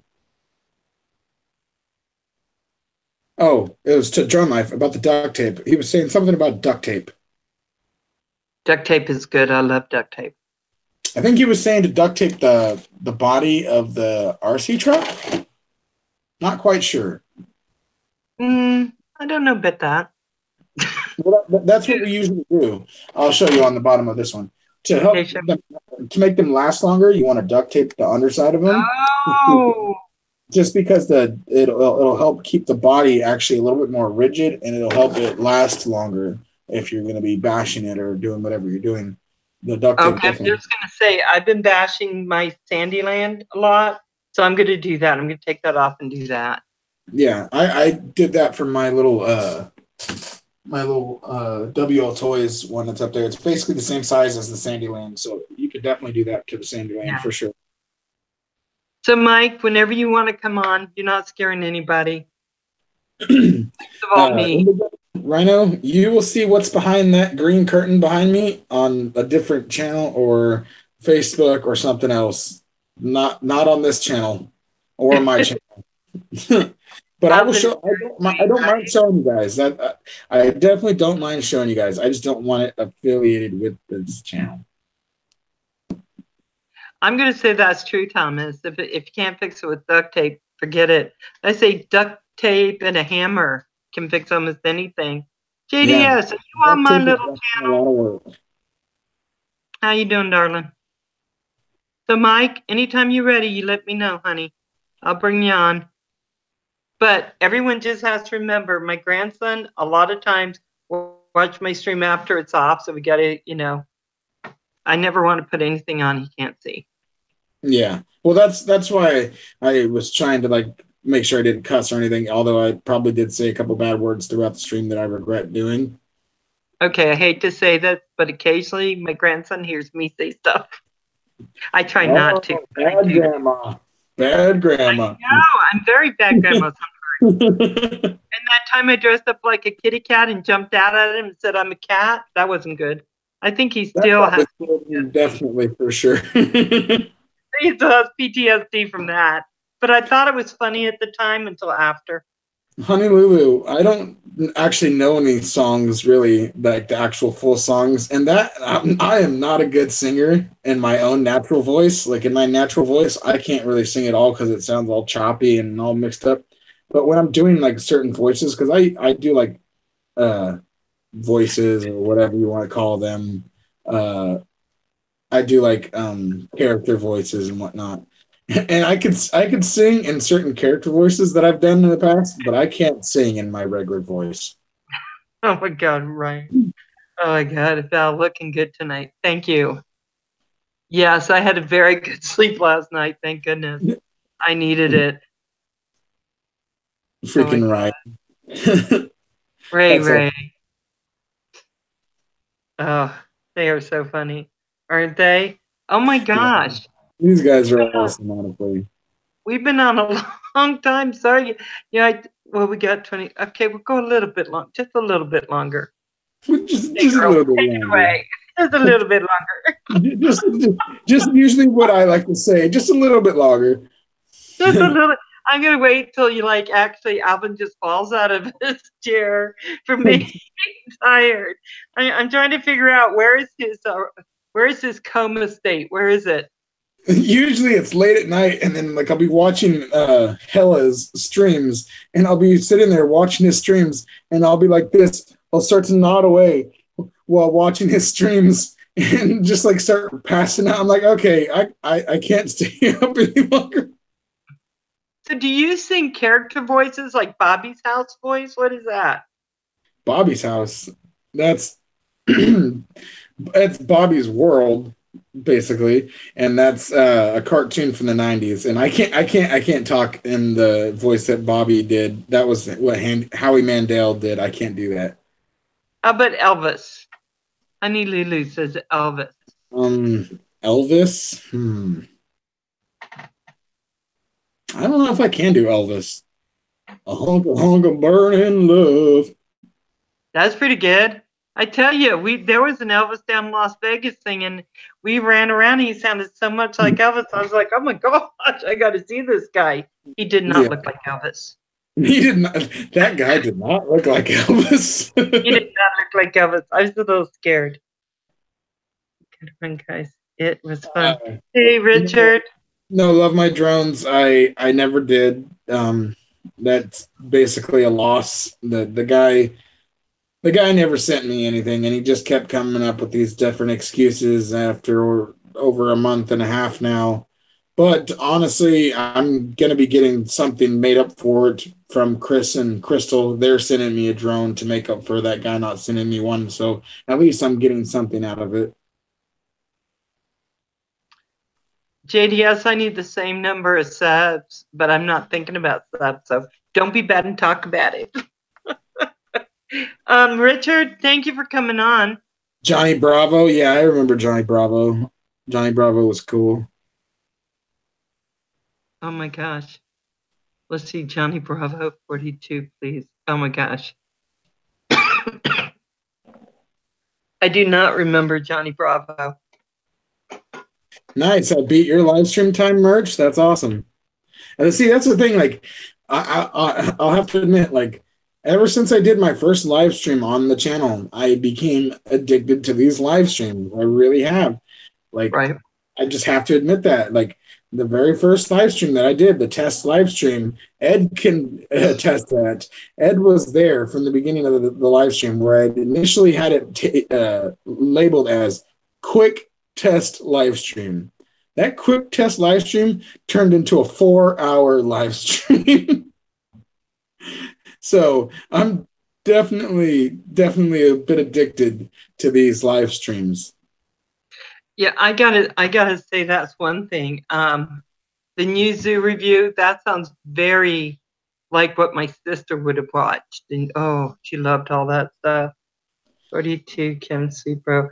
Um, I I like live streaming. I think it's a lot easier for me, except for all the research I do ahead of time. It takes a little more time. But other than that, I just really like to be able to communicate with everybody. I mean, it's nice doing regular videos and whatnot, but you don't get to actually communicate with people as they're like commenting on your stuff or whatever. And it's really nice to actually be able to chat with the people in the stream. So I really do like that a lot. yeah, Kim and Momomo. I think my hat is wherever my glasses are because I had them both set aside to wear tonight. I have my hat somewhere over there. I don't want to go grab Hey, it. Thomas, thank you, darling, for coming in. I so appreciate you. I really do. I so appreciate all of y'all for being there. It's been really great. I hate going off when we have a lot of people on. So, there you go. Oh, you do have a mic, Birdman? You think about coming on? Birdman, you don't have to have a computer to stream. I'm streaming off of my phone right now. Like the camera that you're seeing right here, this is my front-facing camera on my phone, on my smartphone. So I mean, you don't necessarily need a computer to stream. I stream without a computer, although man, I got to clear my throat too much today. Wow. So I'll tell you, Ryan, I do have a really good mic, but it's a little hard to set up.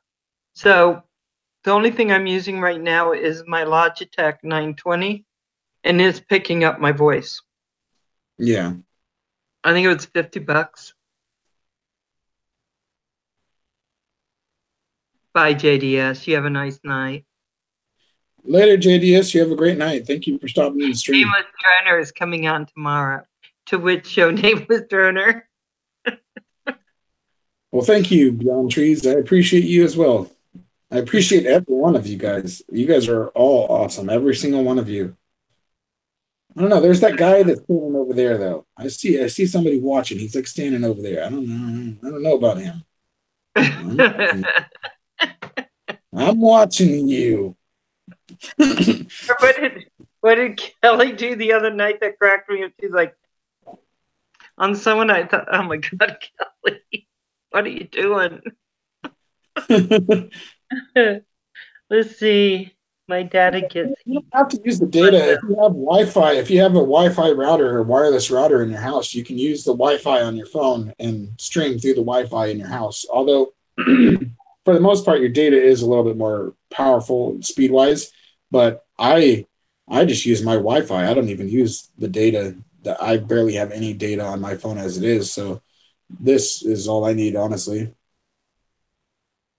Yeah, you know what? I have data and I can use it up really quick, but I have Wi-Fi too. But what I've been finding, Alvin, when I've been talking to people about interviews, is some of them just don't even have Wi-Fi. They just have the data that's on their phone, and Yeah, they're off the grid. They're totally off the grid. yeah. RC Crazy, I wish you lived closer too. I actually wish that I had other people that lived closer to bash with or just to even mess around with RCs together. I mean, I do live only like 25 miles from A Main Hobbies racing tracks and whatnot, but I don't know any of those people that are over there, honestly. So I don't really know too many people that are close by that I can really get into the RC like game with, mess around with RCs with. Although I really wish that I had some people around here to play with. It would definitely help me get outside a lot more. I mean, I get outside as much as I can, but if I had other people to help me get motivated to, get outside a lot more, I would definitely be outside a lot more. Right. I got to tell you that Birdman says he needs a new router, and Mike Brooks says he lives in a doghouse, which I believe the stylish way of saying that is a tiny house, which are all the rage now, Mike. So actually, you're living in something that's very popular. Yeah, those So tiny guys, houses are actually very popular. I really like doing interviews. So as long as I can find people, don't mind me interviewing them. Oh, I was living in the treehouse, but he kicked me out. Oh, Mike. Oh my gosh. But I'm going to be doing interviewing, hopefully for a long, long time. And if that ends up being the case, then I can wait. I can wait. Okay, you ready? Jimbo, what's going on, brother? And yeah, Mo was like 8 to 10 hours away from me, so that's pretty awesome. Right? Because you're still just a little bit from Chico, right? Yeah, I'm just a little bit up north of Chico, and then she's down there by Lancaster, which is a good 8 to 10 hour drive from here. And so how close are you to Reno? Reno is about like a 2.5 to 3 hour drive. So Mo, maybe next time we need to go to Reno. because Reno's only, I think it's 6 hours from me. Not as far. Maybe it's further Oh, so you're for probably about, honestly, you're probably about the same exact distance away from me as Mo is, just the opposite way. You're in Idaho, which I actually have a lot of family in Idaho. That's Yeah. actually kind of cool. Yeah, my mom's side of the family, a lot of their family members live in Idaho. Wow. Yep. So yeah. Oh, our Lake Tahoe, Val. Oh, you know what? Last time I went through Lake Tahoe, as usual, it was on fire, and so I didn't stop. But I'd love to go to Lake Tahoe. Tahoe is very pretty. I remember going there for the first time when I was a little kid. My aunt used to live up there, the one that just recently passed away. She used to live up there, and she Wow. has a real nice spot up there. So Yeah, Night Train says it's only a 2-day drive for him. So let's go. We've night got train. Night Train. What is it? Sunday? I'll see you on Wednesday, night train. Mo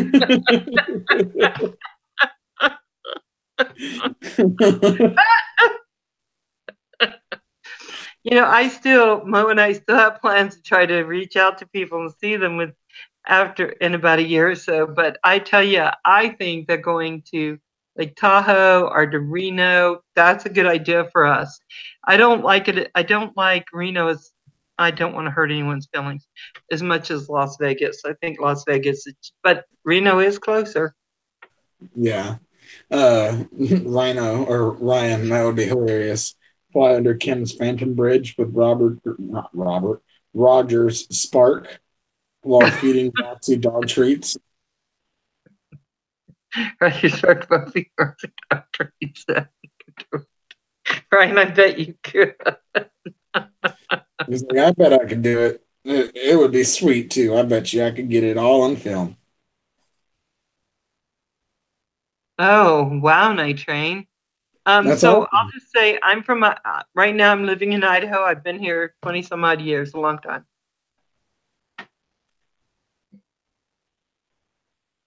I live and treat me nice and feed me, and all I have to do is bark within a while tell. So That's you not and too bad. Mars are both twerking. That's all I'm saying.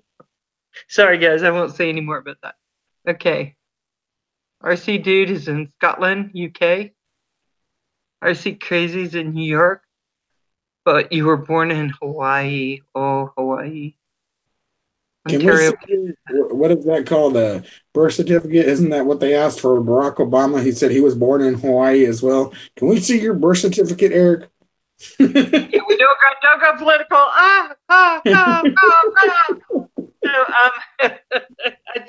I think I'll check Eric's. No, I tell you, I think that's some crazy stuff. That Hawaii, I tell you. No, I was born in Sacramento because my dad was in the Oh, Air really? Force. Wow. And then I spent about 5 years or so in Riverside, and then moved out to Maryland. Spent a lot of time down in South Carolina and stuff. Your dad must have been stationed at Beale Air Force Base, wasn't he? I don't know. All I remember is us all sitting there crying when he took off in this little airplane to get to I think, a bigger base or something, and we were just all us kids were upset because he kept having to fly Just away. about. It's like a half an hour to an hour outside of Sacramento. It's Beale Air Force Base. So Yeah, yeah, probably. it's one in California besides down south by LA. Yeah, I mean yeah. Australia, Victoria, Melbourne. Nice.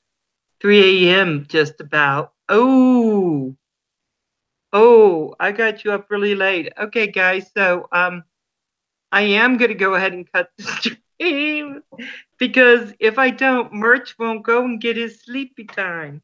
And we need Merch to be doing really good now. Kim, let's try for her 43. Okay, last time this happened, you guys were on Kim's and Roger's stream, and you guys were on till like midnight.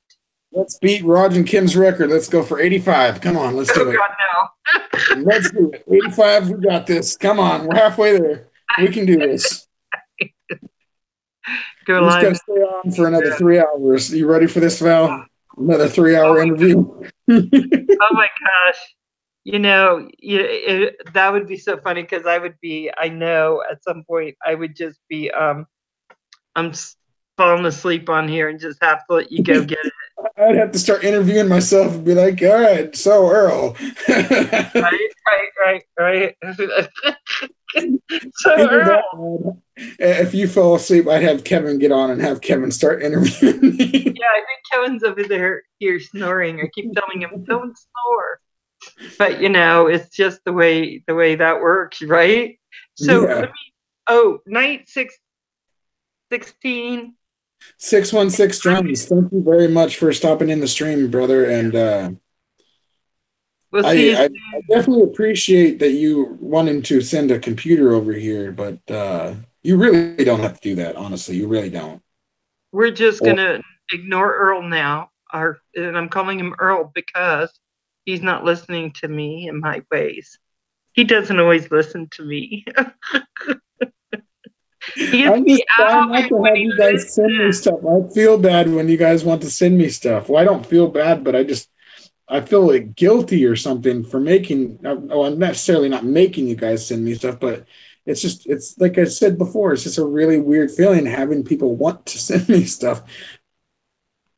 Don't worry about it, Mike. I love you. You know what? I get thumbs down. I got some people who really don't care for me, and it is me. It's not Alvin, I'm sure, and it's okay. I mean, That's it just probably for happens. me as well. That's probably for me as well. Uh, I'll take it. I'll take it because They don't especially if like you my watch. gorgeous face. Okay, so hold on. I got what do they call it? A PSD. What is it? When you have a special announcement. So all you haters give me dislikes, could you please watch too? Because then the dislikes Yeah, become special to me. yeah. Could you add some watch time while you're adding those dislikes? Yeah, can assistant get some watch time over here? It wasn't there before, Mike. You know what? It's just how that works. I mean, the people are just loving me. We have a thumbs Yes, down troll I that do have a follows us. monitor, Oh, 616. I have a monitor you're right here here. next to me. Okay, I, I have a Sinister, are you computer there? monitor right here. Okay, I have to go on for a minute.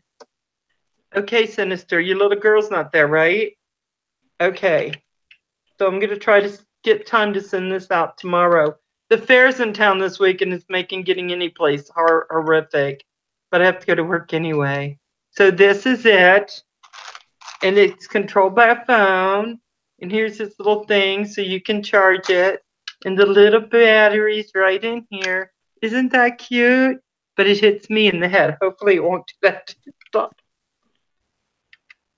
That Sorry, but thing's actually cool. I didn't know those Elfies came in other colors. That's cool that it's a pink one.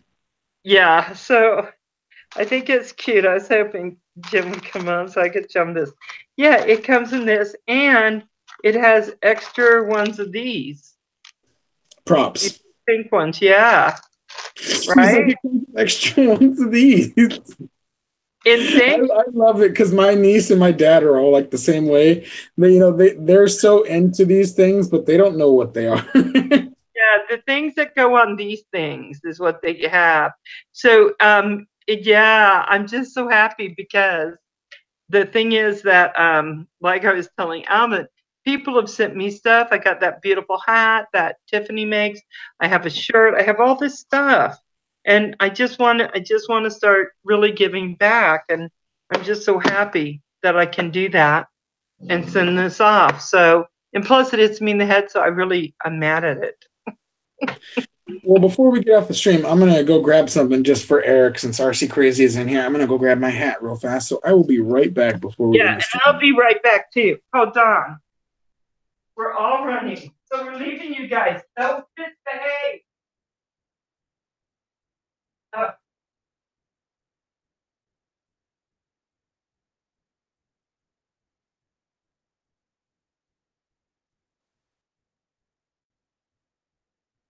so I don't know why my glasses weren't with my hat. Oh, look at this. Did we leave you? Are you being good? Oh, that's, You got a green one. Yeah, they went and specially made me a sweet green one, which I do really love. Okay, so I'm My, just my saying face I is got really this big, one. so it's kind of like the hat is. I mean, the hat fits, but the hat's a little small for my head. Like in a way, like the rest of my head is a little too big. Yeah. I know, Mike. We abandoned the whole team to go get our hats. It was only for like 2 seconds, 3 seconds tops. It wasn't for very long. Hey, Miss RC. Hey, Tiffany. See, I love it. I love it. Look at this. I wore it to breakfast this morning when I went. Just keep droning. Yep, just keep droning. Yep, and I have RC crazy here. I don't know how you make these, how you get this on here. I love it. Yeah, So, I yeah, really do love this green one a lot. I love this actual color of green that they chose. This is a really nice color of it's a green. very nice color on you. I Yeah, like, green looks really nice on me. I will have to say that. That's why I like green. It looks really nice on me. Let's try this backwards. Let's see if I can go to one of the cool kids, like in the '90s, and have my I hair was sticking going out to like one wear of it the like cool this, '90s but people kids. were looking at me weird. You got to do Oh, it like the nobody cool can '90s see, kids, and you got to have your hair sticking out the right? front. See, All you got to have right. your hair. You got to have your hair sticking out the front hole. Okay, you know my grandson's going to go, what were you doing? Hold on. Let's get, yeah, not as good a look as what I was hoping for, Alvin. So weird. And look at I this. mean, They're you can do everywhere thousands too. I can do all Fresh Prince. What's up? now. Hold on. Hold on. I got to get you on.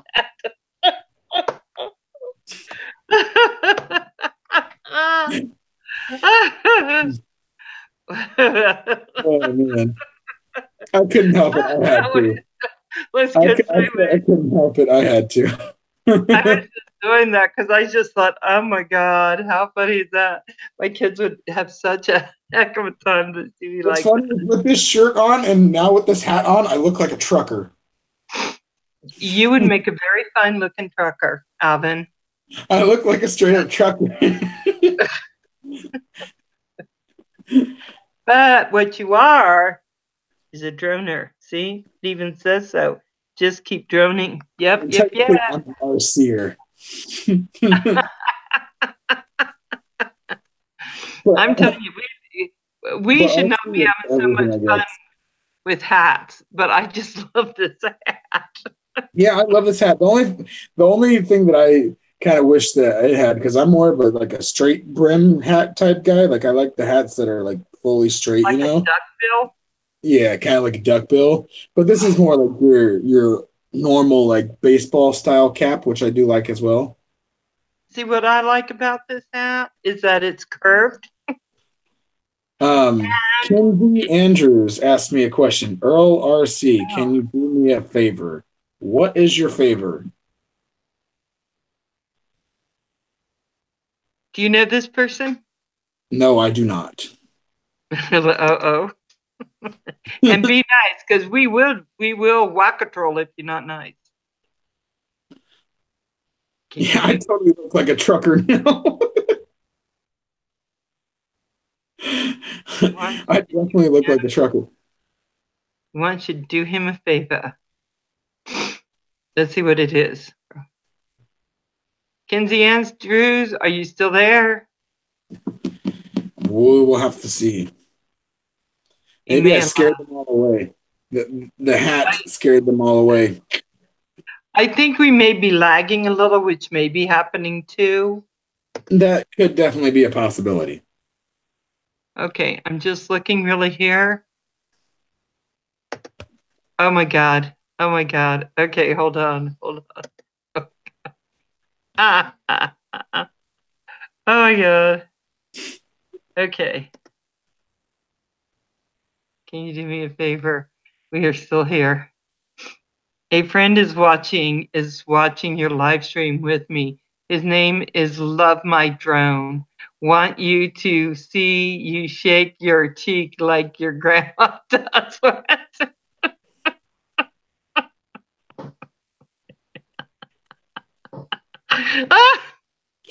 Now I know who the Kinsey Andrews is.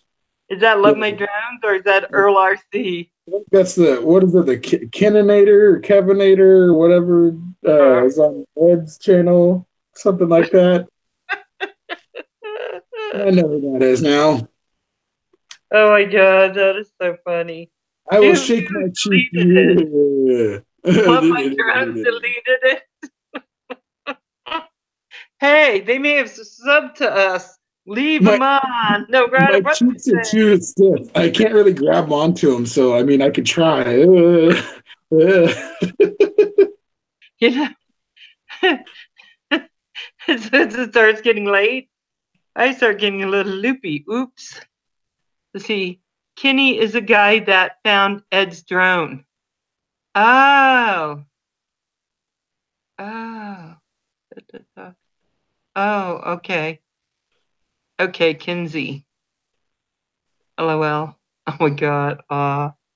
Happy Kevinator and love my drones.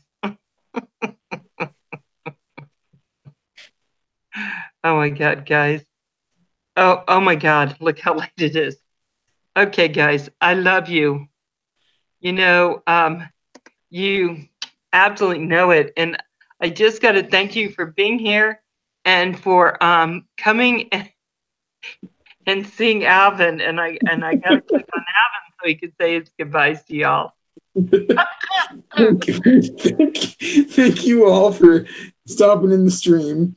It was a great stream with Val, and I love every single one of you guys for showing your support, and for all of you guys that are out there that said they wanted to buy a shirt or help support me with logos or anything like that. I truly do thank you guys so much. Like, you guys are all awesome, and I appreciate every single one of you. And I know at times, like I've said with Val, we might not always agree with each other, but Right. I still love you guys. Damn, I can't even talk. I still love you guys all the same amount. So we're all just gonna have to do this community together and just keep at it, no matter what. Don't let the haters get to you. Don't let them get you down. Don't let them, change your mind about wanting to do YouTube or anything like that. Just keep doing what you're doing. And like I'm doing myself, just be yourself. Um, don't change yourself. Just be whatever you're gonna be. Yeah, I think that's the right thing, and I'm gonna say when the haters come on and they do the giving you a dislike or whatever, I think the best thing we can do is think of all the dislikes we're not getting, because all those people who are either supporting us or just come to our live streams to see the people that we work with or whatever. I just got to tell you, they're not disliking. They're here, they want to be part of this community. We want them, and we want to be part of their community. So there's just too many positives to really take any of this really negative, right? So just stick with it, and we'll be sticking with it. And that McPlot, hey guys, I love you. And every time I click off, I do it the wrong way. So hold on, Alvin, stay. And We're gonna get this Mr. right this Winky, time. Mr. Winky Head. Oh, I just love that name. I don't know why. Roger, Yeah, Kim, I, Mo, I love his name too. Anthony, his name is awesome. I know, isn't he? And Eric and Tiffany and Rubber Ducky and David and Night Train, Mike Brooks, thank you. Um, Mars, of course. Gosh, love you, Mars. Well, I'm Yeah. thinking about that twerking. I'm not doing it. My leg will Mars come out and anyway. Kaz, they're both truly awesome. Yes, Every one Cat. of you are truly awesome. So I hope I didn't miss anyone, but I probably did. Chris, Drone Life, and all of y'all, just love you. We'll talk at you later, okay? Bye bye. Yes, love you all. Peace out, you guys.